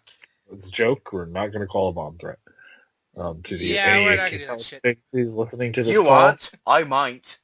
No. Dave, he's not going to call a bomb threat. To any of the global intelligence who's potentially listening to this call as we're recording it, Dave was just joking. Dave was just joking, but Dave might show up for work on Sunday this week and just say, on the tannoy, I don't want to alarm anyone right now, but there might be a terrorist in the building. We're definitely getting our call now recorded by the NSA. Thanks, Dave. God damn it. You said the magic word. Dude, they record mine all the time. Anyway. Dave. Edit point. Yes. Oh, please, no, seriously, please, when you fly to this, I'm giving you free permission. Can when you fly to this country and just kick me in the plums? God, if I'm going to fly anywhere and kick somebody in the plums, it's going to be Kevin Dunn. Anyway, we got mine's actually Donald Trump, but never mind. Well, anyway, moving on. All right, let's see. Damn it! I don't want to work this Sunday. I'm really annoyed now. Sorry. All right, so I'm thinking where I'm going to go. I think I'm just going to go with the real Divas match I'm actually looking forward to, and not with someone that WWE thought was going to get a good crowd reaction in Brooklyn, of all places, where they booed Kathleen Hood out of the building. I don't know what they were thinking when they picked Eva Marie in that. Like, I really don't know. They didn't staff it like. I know what they were thinking because it makes sense, but that they thought she was going to get a good crowd reaction, that they weren't going to boo her out of the building. No, they wanted Bayley, and they didn't get Bayley. Who doesn't want Bayley? Sorry. That's very true. Anyway. I thought they staffed quite well. I thought it was kind of we know what people piss and moan about us picking these divas and stuff like that, but I thought it was a right fight. Anyway, Divas title match. Charlotte Flair. See what I did there? See what I wanker made a joke about Charlotte Flair being kind of manly. Anyway. Oh jeez. That's kind of. What do you mean, kind of? I think that was a statement of fact, wasn't it? Yeah, no, she is she's very muscular. Charlotte versus Sasha versus Becky Lynch. Okay, I'm looking forward to this match. This has a lot of potential to be the emotional moment of the night. If two people win this match, if Charlotte wins, it's going to be emotional, but it's not going to be as emotional. Like if Becky or Charlotte or Becky or Sasha wins this match, you will see a breakdown in the middle of the ring from some. I don't want this to sound very British, but I'm going to say it, which is I'm not chauvinistic or anything like that, but I just really couldn't give a two. I thought as soon as you said, I don't mean to sound too British, you were going to say something disparaging about Becky Lynch and the Irish, but oh, God. I'm glad you didn't. Yeah, thank you, Dave. But of course I didn't. This is going to be... You're going to those places, I'm not. I just don't care about this match.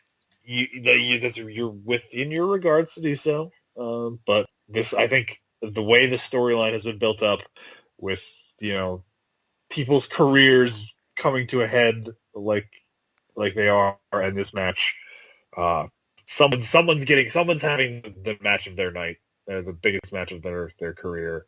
It's gonna be lame. My bad, I'm British. I don't think it's gonna be lame. I think if everything comes off crisp, I think this match could surprise a lot of people. Yes. Well, I'll watch it. Actually, I don't want to say... When I say I'm going to watch it, this will be when I watch it on catch-up TV. This will be my piss break. Okay, I mean, this won't be a your traditional Divas match that's over within 7 minutes. I think they give these girls at least 15 to 20. You promise? I think so. Because that's my biggest problem with Diva matches, which is like, hey, look at me. I know 2-minute matches and a butterfly belt, but yeah. Anyway, there's going to be, and I'm kind of going back and forth here because if you would ask me 2 months ago, before, Charlotte and Becky at the Rumble, I would have said, I think Becky's going to end up taking the title at Mania. But now we've got Sasha Banks in the picture. And the rumor I was seeing that Snoop is going to come in, and perform as Sasha's coming to the ring. I think Becky's in this match because, she's earned the spot, but I don't think she's eating the fall. I think Sasha's going to beat Charlotte. For the title? And then it's going to be Sasha, the girlhood dream becomes a reality for Sasha Banks? Yes. I think that too. I think Bossmania. The writing is on the wall. Hashtag Bossmania, for real. Can I call a prediction? Go for it. Dave Quid says that when Snoop Dogg comes in, he says 1, 2, 3 into the 4. Just saying. I hope so, but I think he's going to play the ring. They absolutely have to play her song and then have him do like a guest verse. He's going to say 1, 2, 3 into the 4. I'm telling you right now. Doggy Dog and Dr. Dre is at your door. Yeah. In fact, if we made a bet, which we didn't, but we did technically in my mind, so you all owe me a pint. Yes. if we ever drag our ass to England, which Brandon looks like he's going to do first. But which you don't want to, because according to Donald Trump, we're full of terrorists. I don't listen to anything that Donald Trump says. Anyway, that's a whole different podcast. Yes. So do you got a prediction? Sasha, Becky, Charlotte? Sasha. I'm going Sasha. Am I an asshole for just not caring about this fight? I mean, you could choose to abstain. It's I choose to abstain. It's my right. It's a voting Republican. You're abstaining and you're helping making the show go on. I just don't. You don't care. I just can't get excited about this fight. I don't know why you can't, but whatever. That's with the whole other argument. We really don't have time to make that argument. Yep. All right, Brandon, you agree with me? Yeah, teams. This is the boss's match. The girlhood dream becomes reality. I will cry. This is the match where I will cry. I've just become reinvested in this fight because I want to see Brandon cry. You will see an event happen that will make me cry. I cried when fucking Bayley won the title in Brooklyn. I cried when Han Solo died. I almost did. I was just very shocked, but that's the whole other reaction. I did look left and right to make sure that there was no one around that could call me out on it 2 weeks later. Mm-hmm. And then when I realized that I don't know you and I don't you, I cried. But yeah. Oh damn. I just sorry, like I don't know why. I just can't get excited about this fight. It's like someone inflating a small balloon and popping it. That's the greatest analogy ever I've come up with. All right, so I'm going to move on. How about we go to the IC title ladder match? Yeah, this is my favorite match. Sorry. This is going to be the match that was most affected, I guess, by injuries, because without which we don't see Zack Ryder and Sin Cara in this match. Yeah. I mean, I absolutely believe Zack Ryder deserves this because, again, his only WrestleMania moment up until this point in time was getting kicked in the nuts by Eve Torres. Yeah, that guy deserved a WrestleMania moment. Amen. He deserves it just for banging. He's with Emma. Hello. Yeah, well, I mean, okay. He deserves it because he's a fucking workhorse. Yes. Yeah. Yeah. So, we've got Stardust, Miz, Sin Cara, Zack Ryder, Dolph Ziggler, and the two, it should just be one-on-one, but whatever. It's Kevin Owens and Sami Zayn. I think at some point in time we will see a Kevin Owens, Sami Zayn one-on-one ladder match, but I don't think they could. I don't think there's... You want to hear the saddest thing in the world ever? I changed my opinion on Stardust because now I think he looks like David Bowie, and David Bowie, I miss you. So Stardust. I did too. I go back and forth on that because I think, oh my God, just make Cody Rhodes be Cody Rhodes and he'll be fine. But then I say, this is what Cody Rhodes is doing with this character, and he's like just pouring every ounce of his, creative being into this. It's really like a masterclass in psychology. This is a guy, again, old school. He goes to public events in gimmick. The thing at him at the comic convention, where he interrupts Stephen Amell on stage, that was like genius. I actually saw that. Hilarious. Yeah. He throws the water in his face. I mean, one of my favorite things ever, not wrestling, but one of my favorite things ever was Tobey Maguire once went to a Comic-Con dressed as Spider-Man. Yeah. And no one knew who he was. No one knew who he was. But that's what I'm talking about. You're seeing a guy, this is, again, the son of the American Dream, Dusty Rhodes. If you don't think he's going to try and put everything he can into a character, you don't know that man. You never watched anything about him. So that's my new greatest insult, by the way. You don't know Rhodes, man. You don't know Rhodes. You don't know Rhodes, man. You don't know Rhodes, baby. Kevin Owens wins. I mean, let's face it. Kevin Owens has had probably the single best year, I guess we can say. I mean, when Kevin Owens came into his debut,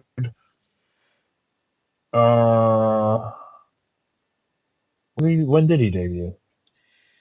In the WWE, that was, that was December 2014. 2 months on the main roster. On the main roster. That's what I call it. May. It was May. Because it was still right before the Unstoppable show. Yeah. So he has had arguably the single best year of anybody. Maybe Seth Rollins had a better year last year. Which is why he's not going to win. That's why you're going anybody else other than Kevin Owens? I'm going Kevin Owens. I think the unbelievable year that Kevin Owens has just keeps on rolling. I'm picking Sami Zayn. I think Sami and Kevin are going to be the last two on the ladder, and Zayn is going to take the title. Because what better revenge for Sami Zayn than to take the title from him at WrestleMania? Because Kevin's been breaking, it's KO Mania, it's KO Mania. Well... Sami Mania. Yes. So I got Sami Zayn. I like it. I like how you're thinking. But I'm not changing my plan. I think Kevin Owens still wins. Thank you. Dave? Pains me to say, but I want him to lose, but Owens. Okay. Team KO, baby. Team KO. All right. In my defense, by the way, Brandon, when I said I want him to lose, that should register. I think what we're probably going to see is we're probably going to see the two of them, like you said, on top of the ladder to finish the match. Because that's just, if I'm booking it, that's the obvious storyline, and there's still a reaction. There's still an emotional reaction to be had in there. And then maybe a package powerbomb off the. It's funny because you said package powerbomb. That sounded like porn. Sorry. Off the ladder. Random tangent. You know me. When I try and get my mates into wrestling, I always say, check out a ladder match. Check out. You can tell them check out Hell in a Cell. They are my favorite matches. I just TLC. TLC with the Hardys and Edge and Christian. Hell in a Cell. Undertaker Mankind, Undertaker Shawn Michaels, Undertaker Brock Lesnar. Speaking of Hell in a Cell. That's a good segue. Yeah. Because I think we're going to see another Hell in a Cell, WrestleMania Hell in a Cell classic this year. And I'm still technically a newbie right now, so Hell in a Cell, explain it. That's the big cage. Yes. I see. I just called it the big cage. The big cage. No. That's the big cage. Yes, there's the not quite so big cage, and then there's the big cage. Yes. Yeah. We're going to see another WrestleMania Hell in a Cell classic, I think. People are going to remember why Shane McMahon was so awesome to watch. Because if you saw Monday, he took a jump from the ring post to the table and hit The Undertaker. That was a test flight for Shane McMahon. And we were going to see some incredible things. That's the greatest scripted term I've ever heard in my life. That was just a test flight. To prove that the 40-year-old Shane McMahon still has a little bit of the jumps in him and can hit a target. By the way, there's nothing wrong with being 40 years old. No, there's nothing wrong. Granted, they're in better shape than I am. No, Shane McMahon you can pass for 30. Shane McMahon is in the best shape of his. Yes. And we even saw it a little bit. He's in the better shape than he ever was when he was wrestling full time, way back when. Which seems like so long ago. Remember at one point in time, both of his children were like active competitors, like would wrestle week in, week out, and at some point, singles champions.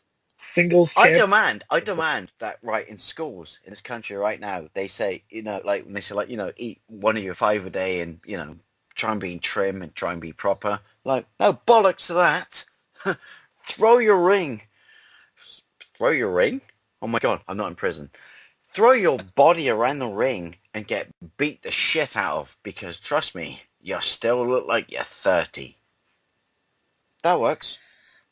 Right, yeah, because this is because we've got this stipulation. We've got Shane wins, he'll get control of Raw, and it will be, and if Undertaker loses, it will be his last WrestleMania. That's why I don't think he'll lose. Last there you go. Last WrestleMania, not retirement. Last WrestleMania. Do you think that they're going to take the Undertaker and they're going to make him go out in a blazing glory? This is going to be a nostalgia pop of the night. I'm holding out hope for a Mean Street Posse run-in. Pete Gas choke slam off the top of the cage. No, Pete Gas is taking a choke slam. If I'm booking this guy, I've already paid. Again, if I'm booking the show, I've already paid Pete Gas's flight and transitation. I want a Mean Street Posse run in, and then I mean, if I was booking it last year, this would just be the, again, like you said, nostalgia trip of the night. The corporate ministry would come out. Mm-hmm. So are we saying this JBL would get up off from the announce table, take his shirt off, and have the Acolytes design painted on his chest? Yeah. Like a zombie, like he would rise up. He has like the Undertaker still has that some sort of power. Shoot him in the head. Oh my god. So are we kind of like drawing this conclusion that this is going to be Undertaker's swan song? I don't think he's done because, again, if you see videos of him working out, he's looked like a guy that has a couple more years, at least 2 to 3 more years left in him, I think. Dude, I watch these people like, bench weights, and I look at myself and think, man, I got a lot of shit to do with my life. I don't think, somebody who's training like that isn't just training for one match. I think they're training to keep their body in physical shape so that when they're called upon to wrestle, there is not that chance of physical injury. We'll see after this match, because, Shane McMahon isn't... I just get worried that he might get pummeled. Shane McMahon isn't going to pummel The Undertaker. Don't worry about that. You don't have to worry about that. Is there going to be something that Shane McMahon is going to do that's going to go back? Oh, no, I'm not saying he's going to, override him and completely kick the living piss out of him, but I just... Before you guys got me into this, when I watched this the first time around, Undertaker was, kind of a hero of mine, so it's just... I know he's not... I think it's safe to say he's not going to win this fight. My esteemed colleague and co-host over at the Nerd Chronicles, Tony Fatu, absolutely believes The Undertaker is losing this fight and is going to wrestle his last WrestleMania because he is going to be in the building. The man is completely and wholly convinced that he is bought a ticket just to watch Undertaker's last WrestleMania match. I can call this fight right now. It's going to be 50-50 all the way, and halfway through the middle, perfectly halfway through the middle, Undertaker is going to, triple drop him and shit and slam into the floor, But by the end of the fight, he'll lose, not because he's technically lost, but because he's out of beans. And I don't want to see that. I really don't.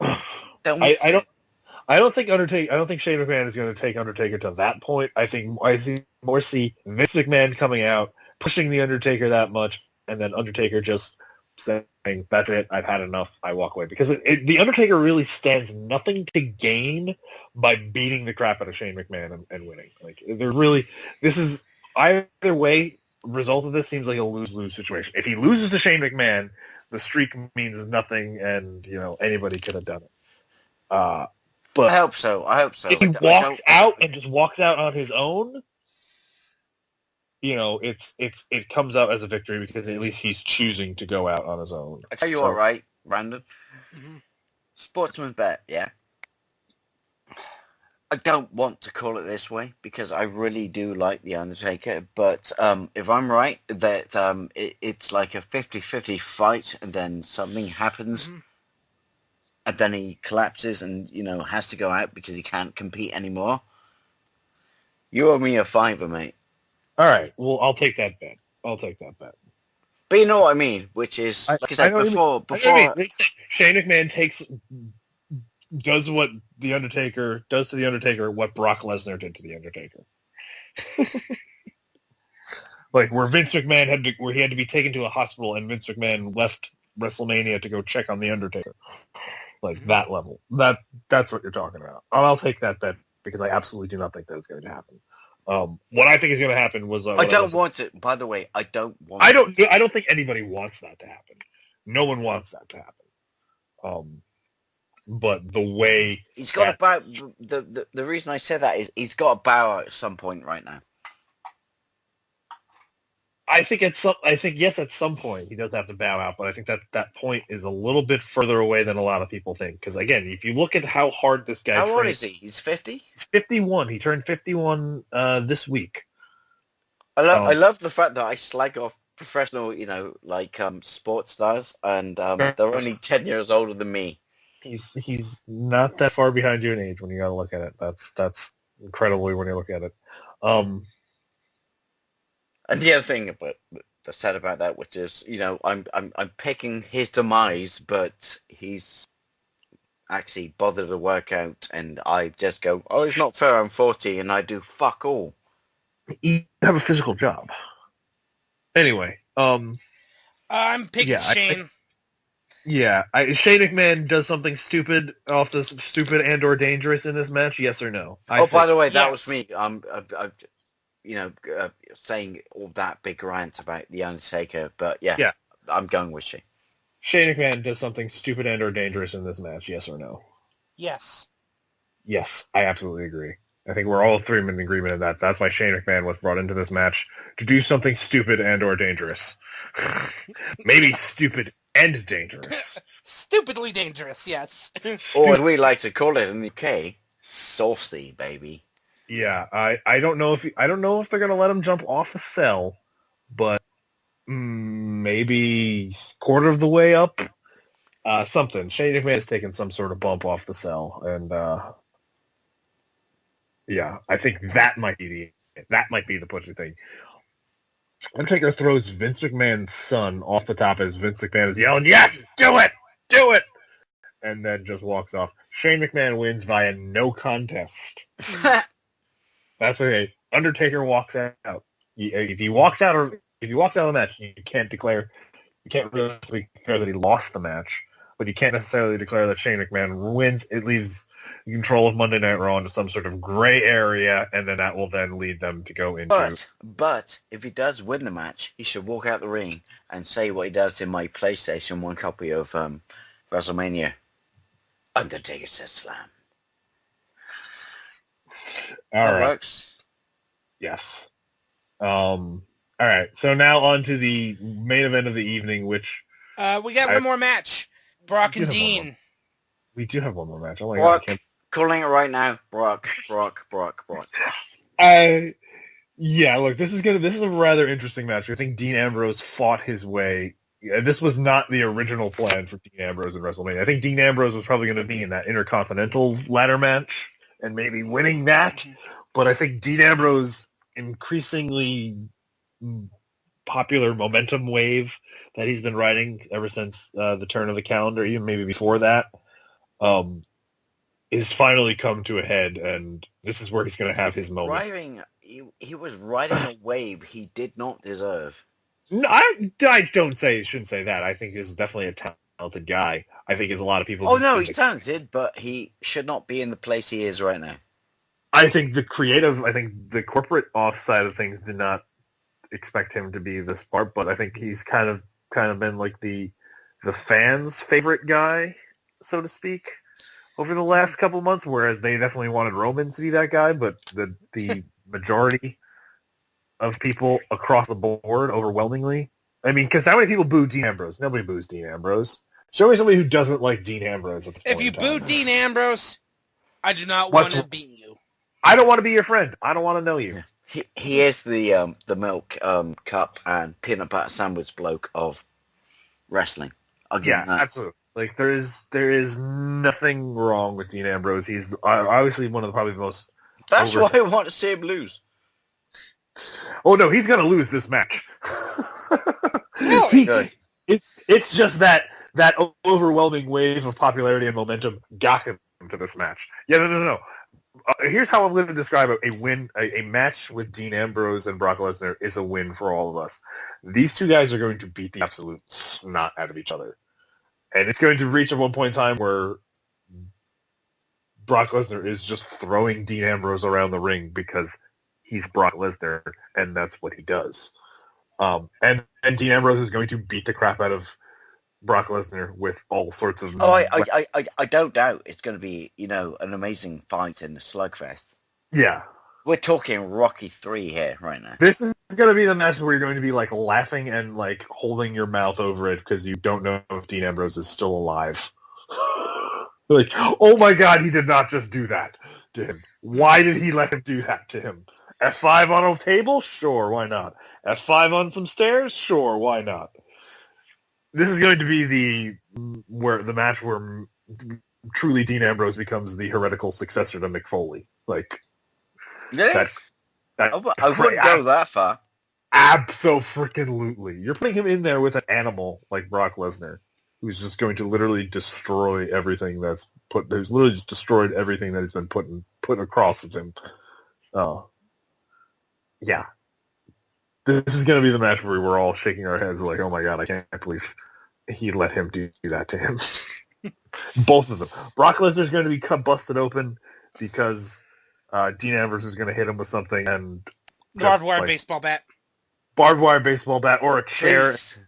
Or a chair shot that's going to be a little too stiff is going to bust Brock Lesnar open. There's something that's being disparaged from mainstream wrestling right now.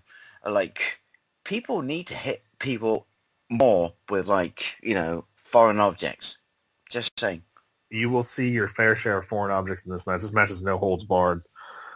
But even after everything Dean Ambrose will be able to throw him, it will not be enough for him to conquer the chief priest of Lesnarism, of the Church of Lesnar, the god of the Church of Lesnar, Brock Lesnar. Long may he reign. In the name of the prophet, the advocate, and the beast incarnate. Amen. Hope you crossed your chest right. I did. As a proud priest of the Church of Lesnar.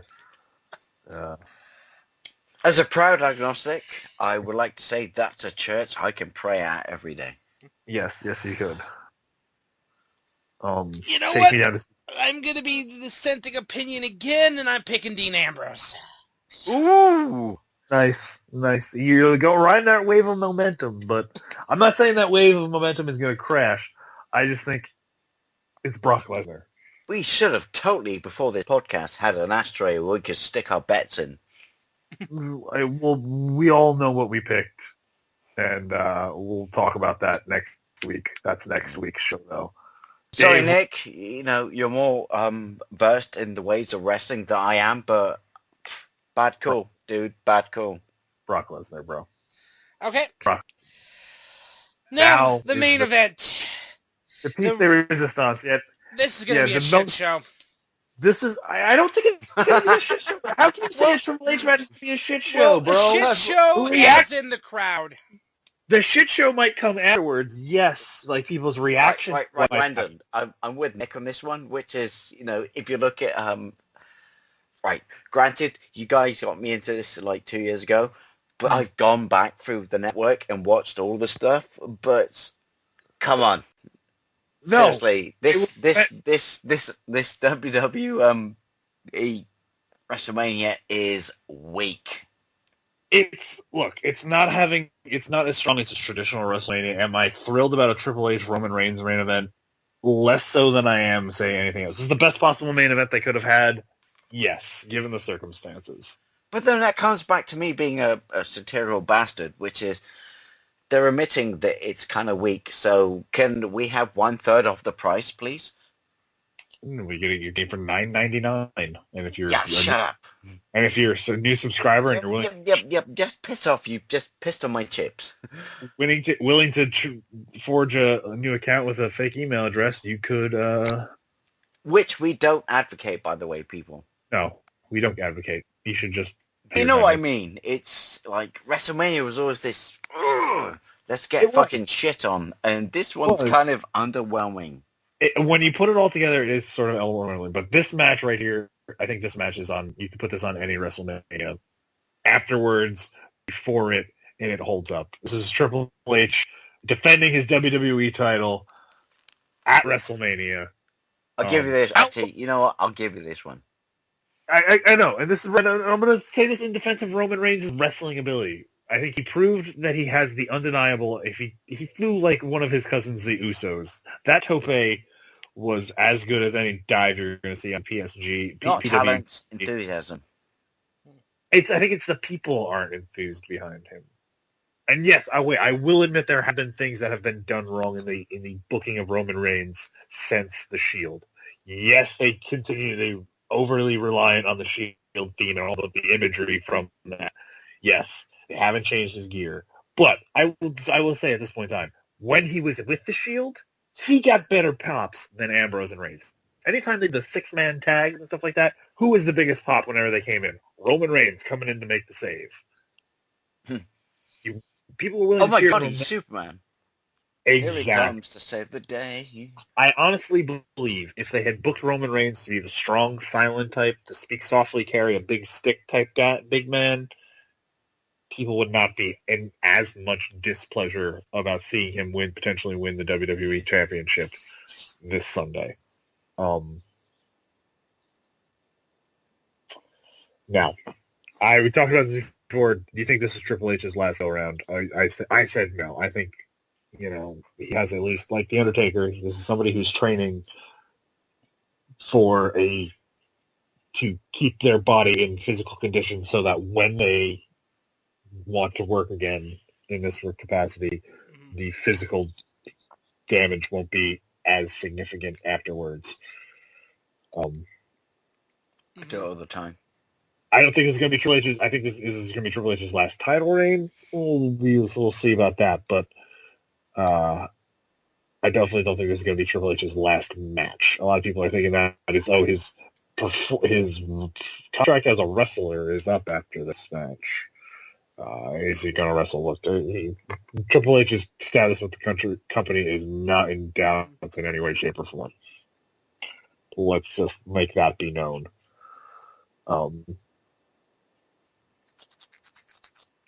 What is it going to take to get Roman Reigns over at this point in time? I don't know. I really don't know.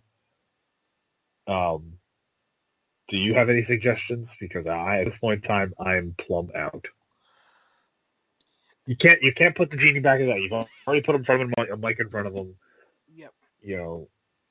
Some people say maybe change his entrance and make it new, but I think that interaction with the crowd is something that's good for him. Like it was helping him get over a little bit when he finally started interacting with the crowd. It made sure that people did get. I think the minority. I think it's really a minority of people that are just vocal in their displeasure for Roman Reigns. I think the majority of people don't care, and as long as they have a good match, they're going to be happy no matter what. This is going to be interesting. I'm thinking, because I don't know how I have an idea how the crowd's going to react to him. I've pretty much conceded that Roman is winning the title. There is really nothing that you can do to sway it. It's going to happen. You're just gonna the sun is going to rise in the morning. Roman Reigns will be the champion by the end of Sunday night. Yes. But if this would be the time to do the heel turn. I don't know if right now is the time to do a heel turn with Roman Reigns, but I think certainly if this doesn't, him with the championship and getting over as a face isn't working out, maybe, you look into it. And certainly when some people come back like Seth Rollins, when Seth Rollins comes back, he's going to be a face. There's going to be a pop. Unless he comes into that building and kicks a puppy dog or does something heinous to someone's mother or, big boss man style heel work. Kill people's dogs and feed it to them or drag someone's dead father around. That kind of stuff. That's the only way he gets over. Is Jeff Group sending me a message right now? Some people sending me messages. Sorry. Oh. Anyway.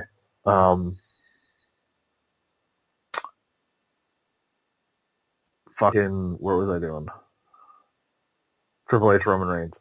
Yes. Yeah, if when Seth Rollins comes back, and he does something dastardly and egregious, I think there's no way they're gonna cheer for Roman Reigns over Seth Rollins after returning Seth Rollins. I think the same thing with John Cena at this point, maybe. So yeah, maybe that's the time to turn Roman Reigns heel. Maybe that's the solution. That certainly worked with The Rock. That was the best thing that ever happened with The Rock was when they turned him heel because that let him off the leash, and it gave us one of the most iconic catchphrases in wrestling. Dare I say the most iconic catchphrase in wrestling, probably. Who knows, man? But I absolutely agree with you. Like, the sun will come up in the state of Texas Monday. Roman Reigns will be your WWE champion. We're gonna get a great match, though. I wouldn't say match of the year because I don't know, but you're definitely gonna see. I think a lot of people, if they still have some doubts about Roman Reigns' talent, I mean, I don't know what more he can do.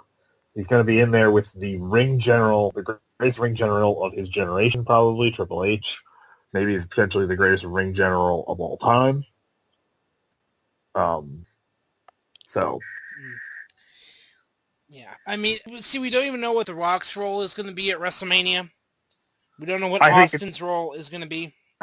Yeah, I don't know. I think The Rock and Austin are purely just there in a ceremonial sense. Like, pop the crowd, during the quote-unquote intermissions. Mm-hmm. Maybe we'll see Ronda returning again. I don't know. Maybe.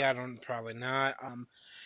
I just have a gut feeling that Roman or The Rock is going to be involved in that main event. To set up one last Rock Triple H feud? Possibly, or it could possibly to facilitate the Roman heel turn and Rock gets speared out of his shoes? I don't know. I'm just throwing ideas out there because I just think you need to turn Roman heel at this point. And that would be the way to do it because The Rock is going to get a massive reaction. And what better way to do the big heel turn than having Roman spear The Rock? I think that's not a bad way if you're going to do it, but I really think if you're going to involve The Rock, I think the ultimate thing, what people would rather want to see is Rock Triple H one more time. That is that rivalry. That's the rivalry that kind of defined both those men's careers, even though everything they did going after it, was significant. But that rivalry made two guys, Rock and Triple H. So I think people want to see that one more time when they're both on top. That might have something to do with it if The Rock plays a part in it. Where, like, maybe The Rock goes and puts one, like, Triple H gets one over on The Rock earlier in the night, and then that's like kind of like a last year you got one on me with the Ronda Rousey thing, here's my thing, and then Triple H gets his receipt from The Rock later on that night in the form of him interfering and assisting his cousin taking the title from him. If you want to bring The Rock into it, that's the way I think you should do it. I don't know if The Rock will have a direct involvement, and if I'm booking it, I don't think The Rock would have an involvement. Because I think it's better for Roman Reigns to get it on his own, no help from anybody else, unless it becomes a situation where he needs it. There have been a lot of people that say they're going to do the screwy ending again like they did with Seth last year and, add somebody else to the match last minute. There's always that, rumor that, Seth Rollins is, his recovery is going better than expected, and he will be on WrestleMania there to do it. I don't think that's going to happen, but, it's WrestleMania. I wouldn't doubt anything pulling out the stuff. But the match as we have it right now is Triple H, Roman Reigns. I am going Roman Reigns winning the title. And then whatever happens after, and whatever happens on Monday, happens on Monday. Mm-hmm. Nick, what do you got? For the approach agreement, Roman wins? Roman Reigns wins. You're on Team Roman. Yes. Dave, what do you got? Roman. Team Roman? All right. Does the anti-Roman contingency burn AT&T Stadium down? Yes or no? No. I think it's right. Oh man. So that's gonna be WrestleMania. All right, on to we'll do the show. This show will obviously be air before the greatest Raw usually of the calendar year. Mm-hmm. They always usually tend to pull out one big thing. What's going to be the big thing they're going to set up? Nick, on the spot prediction. What's the big thing they're going to set up on Raw? I don't know, because I know we're going to get our obligatory NXT debuts. You know what? I'm calling the big debut of the club. For life, Bullet Yes. Club. You're right. I'm exactly right. If it doesn't happen on NXT, we're going to see Bullet Club in some capacity on Monday Night Raw. On the biggest show of the year, ironically. I feel it. The Raw after Mania is the biggest Raw of the year. Absolutely. That's when we see it, I think. Where we see him. We see the Bullet Club in some capacity. I don't know what that capacity is going to be, but that's what I'm going with. That's what I'm going with. All right, so that's our WrestleMania coverage. Right or wrong, we'll find it out. I hope you enjoy your WrestleManias. Iron Sheik tweet of the week. Iron Sheik tweet of the week. Let me get this. All right. There you go, with the theme song. I am, yeah. Okay, good for you. Good man.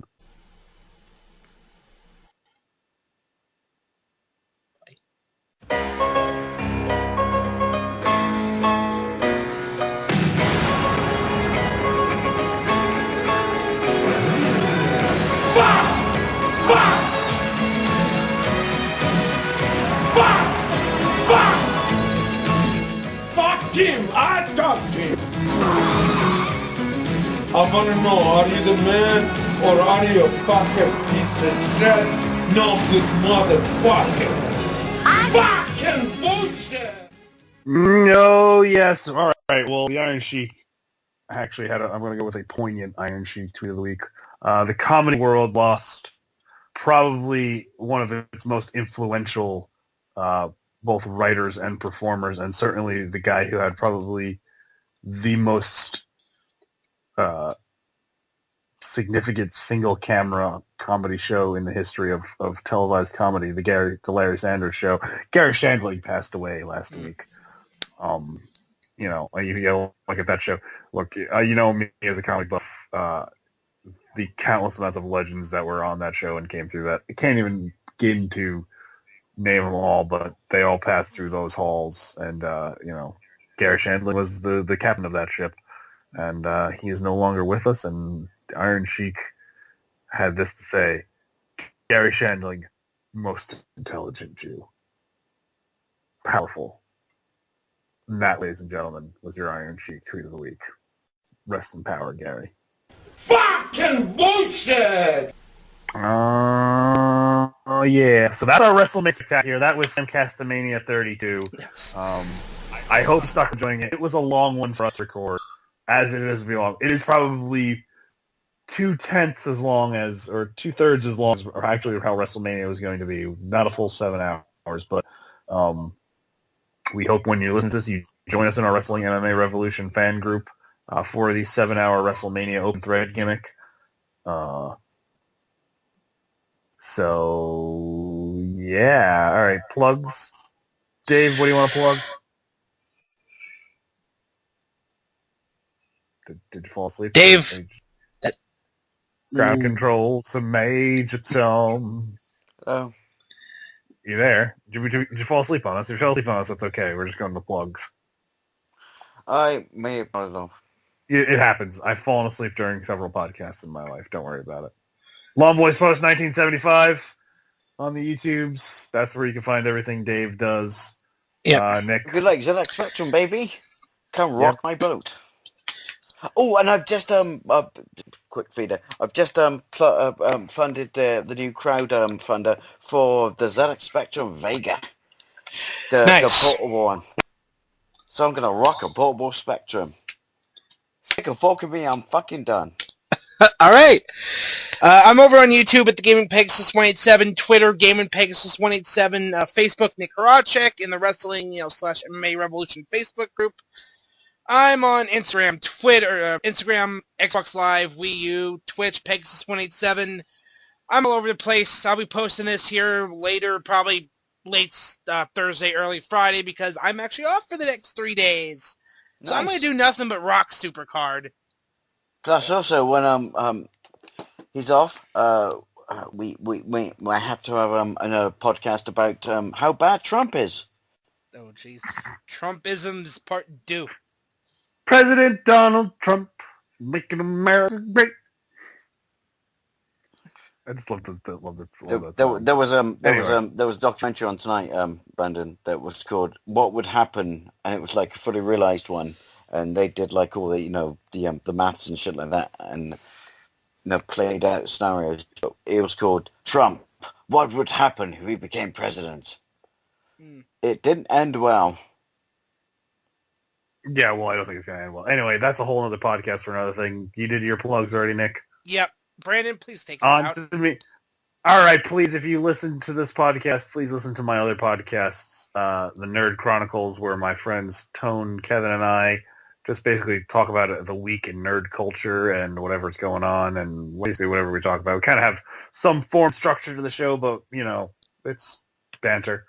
It's nerdy banter. You should listen to it. It's awesome. Nerd Chronicles on Facebook. Nerd Chronicles with a K. We're over on SoundCloud, too. With a K? With a K, yes. With the Chronicles, because, we did a little different with it. Do we a sexy biscuits intro, you bastard? We might. So that's that. You can check out Premier Pals, which is where me and Sean talk about all things association football in the Premier League. Dave will be joining us on our Euro 2016 coverage this summer. So check out that. Until today, we were doing quite well. Yes, we'll see about that. Again, you can check out my Twitch streams. I've been doing a lot more Twitch streams, getting drunk and playing the Division with my friends. That's been fun. So check out Drunk Division every night, kind of when I feel like doing it. I do like to do late night streams. I'm a night owl. So if you're up at night and you need something to do while you go to sleep, why not watch me and my friends play video games? That's at twitch.tv/BrandonCalrissian420. That's cool. If you like that, go there, subscribe, and then maybe you could give me some money. That'd be cool. But don't go down that thread. It's up to you. It's up to you, man. I do this for free. I like doing it. It's a cathartic experience for me. I'm not in it for numbers. I'm not in it for paid views. I'm not in it to get a job at the WWE. I'm in this because I like talking wrestling with my friends. Well, now that I'm awake, can I actually properly plug my channel? Do you want to give a Roman Reigns? Okay, you did. You gave your Roman Reigns. You team Roman, right? Yeah.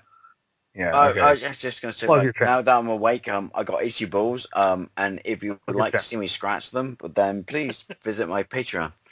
Okay, there you go. All right, so longwayspost1975 itchyballs.com.org. All right, so for Dave's Itchy Balls, for Nick Horaceck, for Michael Burhan, who's going through the struggles, for Miguel Leon, who's also going through the struggles of unemployment, for Tom Shaw, who's in Minnesota celebrating his birthday and joining forgot to say happy birthday on WrestleMania.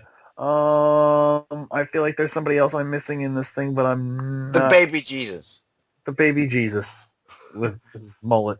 Anyway, who doesn't count because I don't believe in him. I'm vamping at this point. Go watch WrestleMania. Enjoy your WrestleMania holiday. Happy WrestleMania weekend, wrestling fans. Fucking enjoy that shit. Don't be miserable. Don't be miserable. You forgot peace, love, and humpiness. Peace, love, and humpiness.